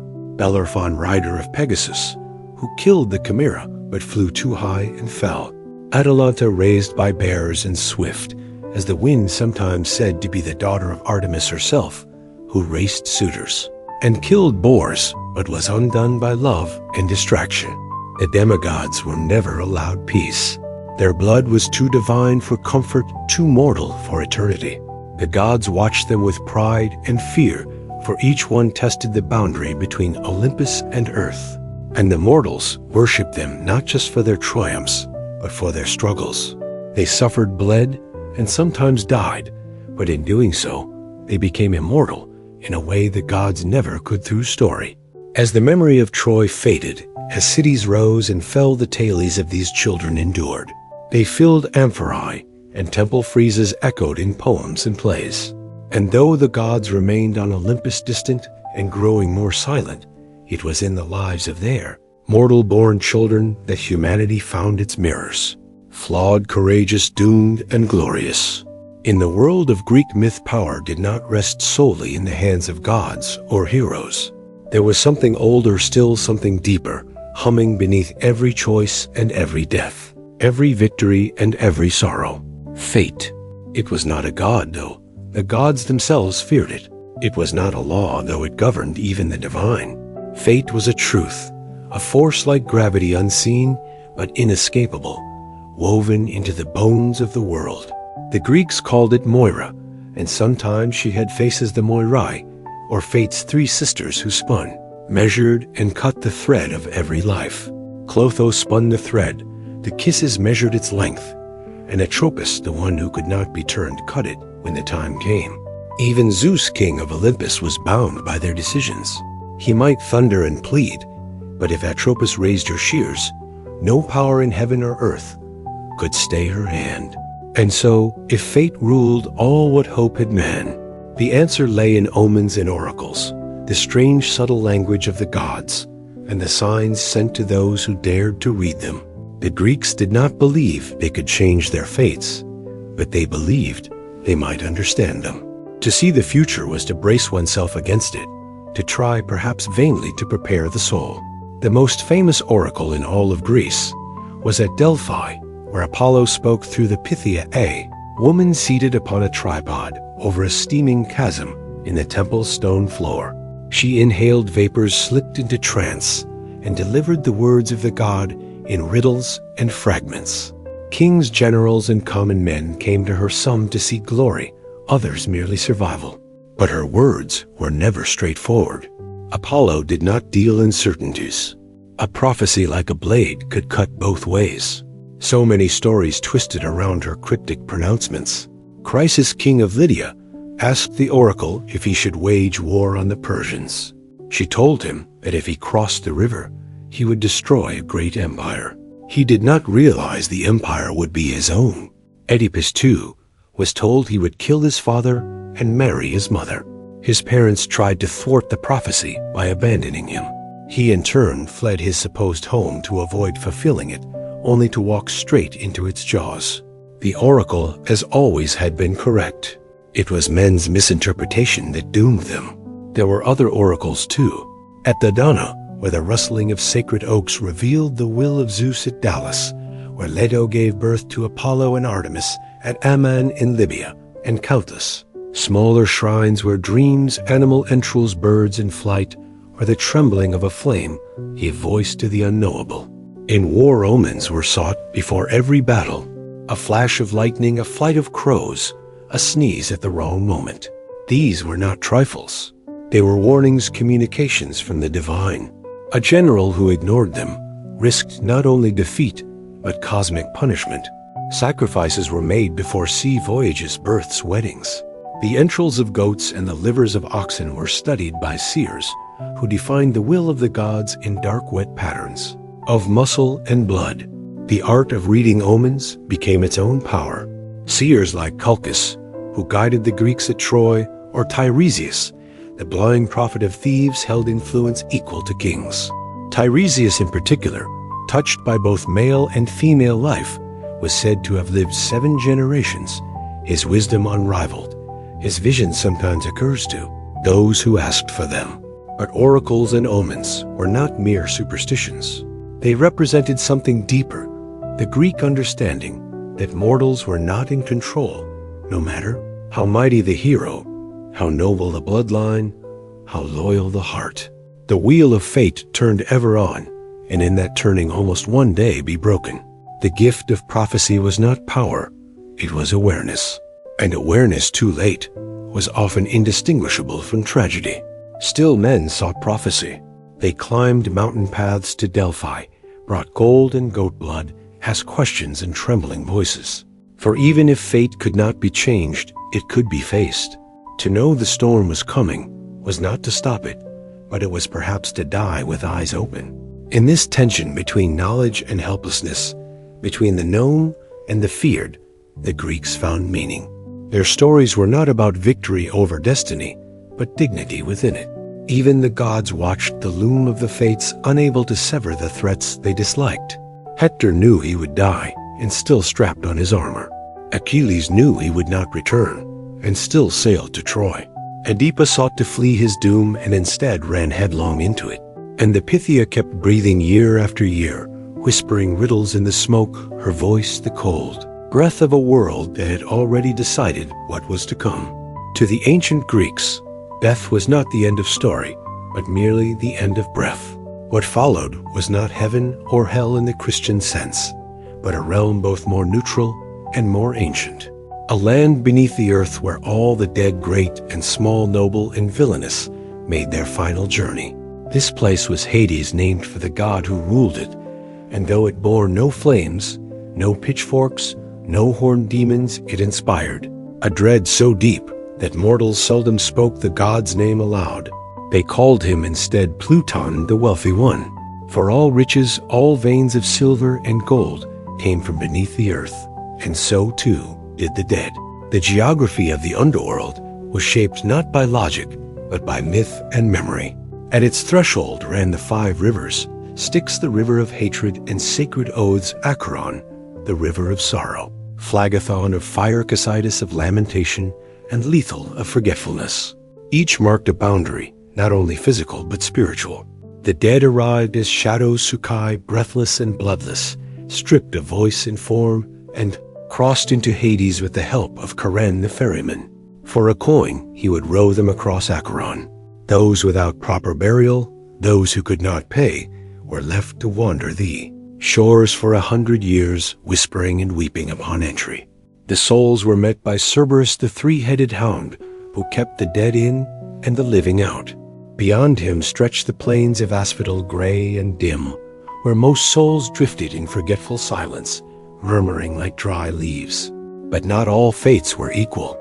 The underworld had its judges Minos Rhadamanthus and Iarchus, who weighed each soul. The truly wicked were cast into Tartarus, a chasm of torment deeper than even the Titans' prison where oath-breakers, murderers and traitors suffered torments crafted to mirror their crimes. Sisyphus rolled his stone, Tantalus thirsted forever beside unreachable water, and Ixion spun upon his fiery wheel. The rare few deemed worthy of reward passed to the Elysian fields, a paradise of soft winds, green meadows, and perpetual spring. Their heroes might linger in comfort, their memories intact, their deeds honored. Still fewer souls might choose to be reborn, passing through the river Lethal, to forget their past lives, beginning the cycle anew in later mystery religions. A soul might even hope to escape the wheel entirely and ascend to the stars, but such fates were rare and uncertain. At the heart of this realm stood Hades, stern and silent, a king without vanity. He did not seek worship, did not interfere in the affairs of mortals.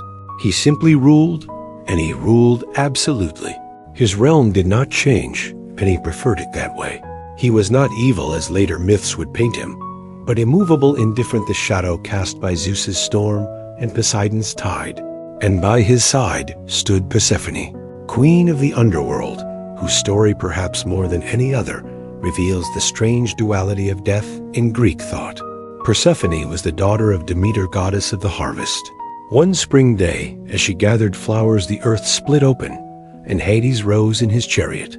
He took her swiftly and without consent down into his realm. Demeter in her grief let the earth wither. Crops failed, rivers dried, famines swept across the land. No prayer could sway her. She would not let the world grow green again until her daughter was returned. At last Zeus sent Hermes to retrieve Persephone, but because she had eaten pomegranate seeds, 6 of them, or perhaps just 1, she was bound to Hades. The compromise became a myth for the seasons. Persephone would spend part of the year in the underworld, and during those months Demeter would grieve, and the world would grow cold. When Persephone returned, the earth would bloom. Life and death became a cycle, not a sentence. Over time, Persephone's role evolved, no longer merely a captive. She became a ruler in her own right, a queen of mysteries who walked among the shades with quiet authority. In the Eleusinian mysteries, the great secret rites held outside Athens, her descent and return were reenacted each year, promising not only the return of the grain, but the hope of renewal for the soul. The underworld was not entirely sealed.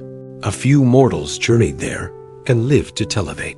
Orpheus sang his way past Cerberus and charmed Hades and Persephone, only to lose Eurydice with a backward glance. Heracles brought Cerberus to the surface. Odysseus, guided by Circe's sacrifice to the dead, and called up the ghosts of Tiresias, Achilles, Agamemnon. Each one told him that death was not glorious, only final.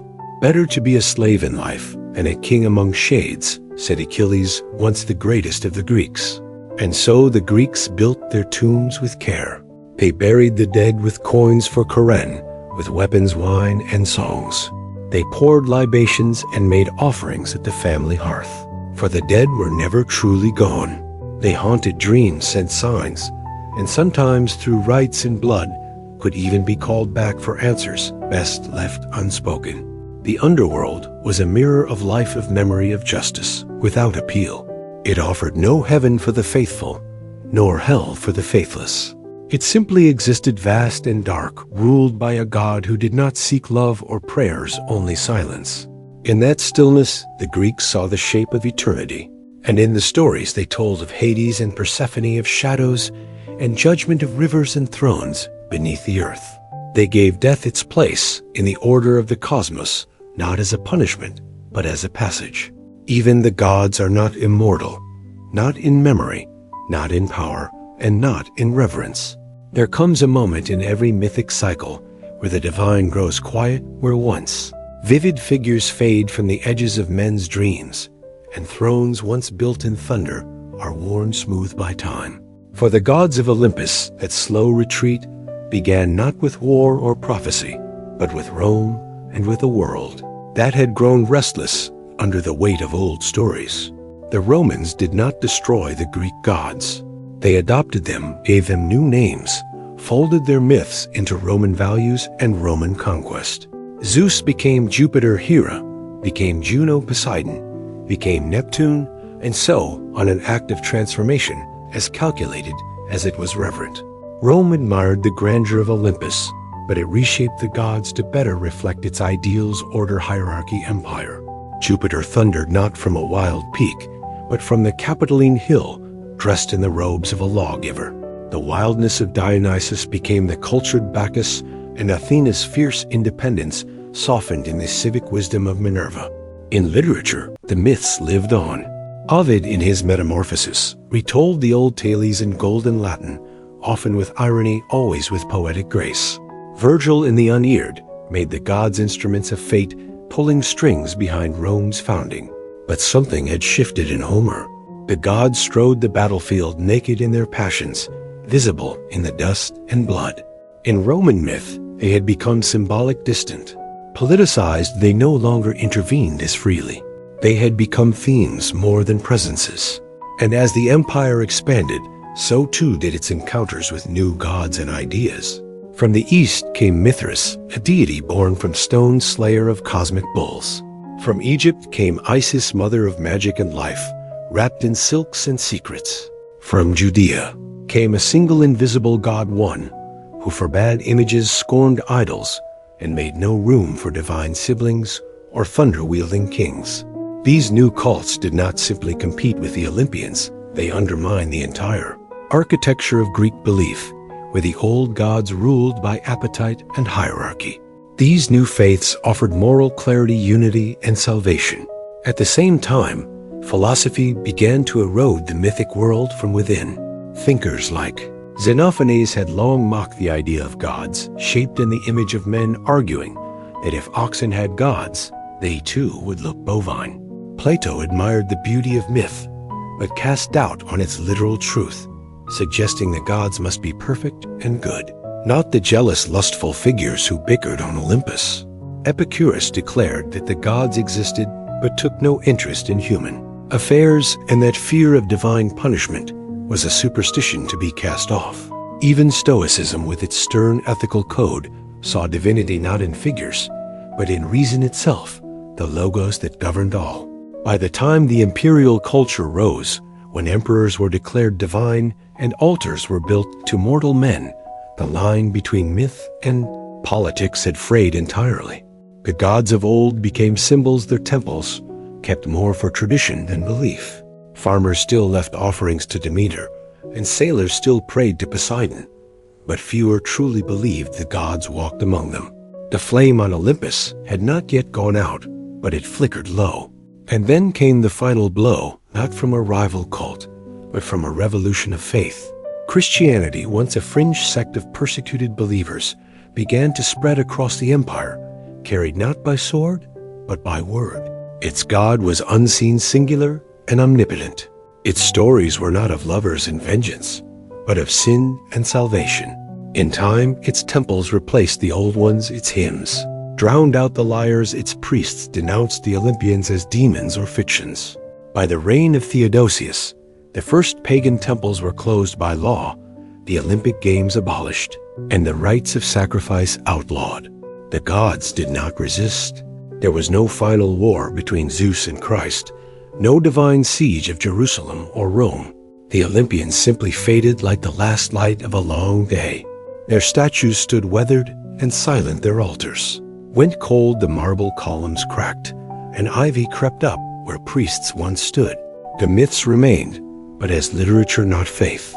Children learned of Heracles in schools, not shrines. Artists painted Athena, but did not pray to her. The gods who had once commanded storms and fates were now stories, beautiful, strange, haunting. And yet they endured even as their temples crumbled. They lived on in whispers and poetry, in the architecture of Western imagination. They returned in Renaissance paintings, in Enlightenment philosophy, in romantic epics and modern retellings. They became archetypes of war and wisdom, of love and betrayal, of hubris and glory. The Greeks had given them human faces, and in doing so, had made them eternal in a different way.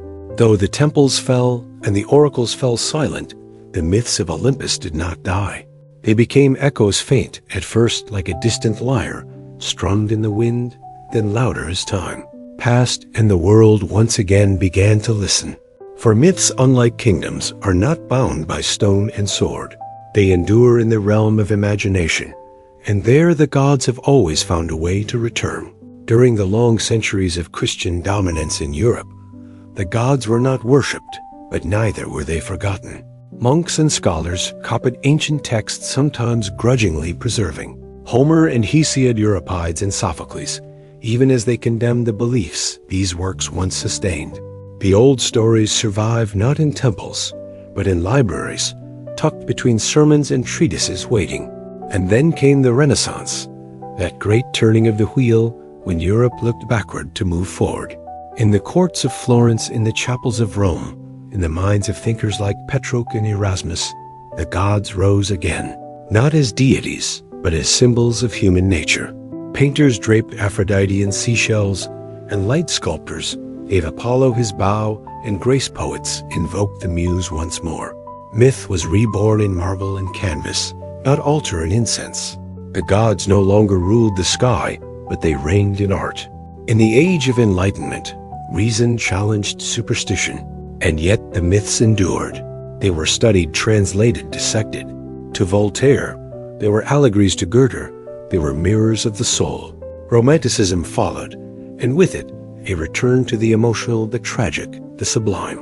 Writers looked to Oedipus and Antigone, to Orpheus and Eurydice, and found in them eternal questions. What is fate? What is love? What does it mean to be human? Then came the modern age. Myth was no longer confined to classical study. It appeared in literature, cinema, psychology, even comics. Carl Jung saw the gods as archetypes within the human mind, eternally re-emerging. James Joyce wove them into Dublin streets. Rick Riordan reimagined them for school children in Manhattan. In Marvel and DC, the gods walked again, not in robes and sandals, but in armor and spandex. And always in the background, there remained the old tales unchanged. Odysseus still sailed Heracles, still labored Persephone, still rose each spring. They were not forgotten.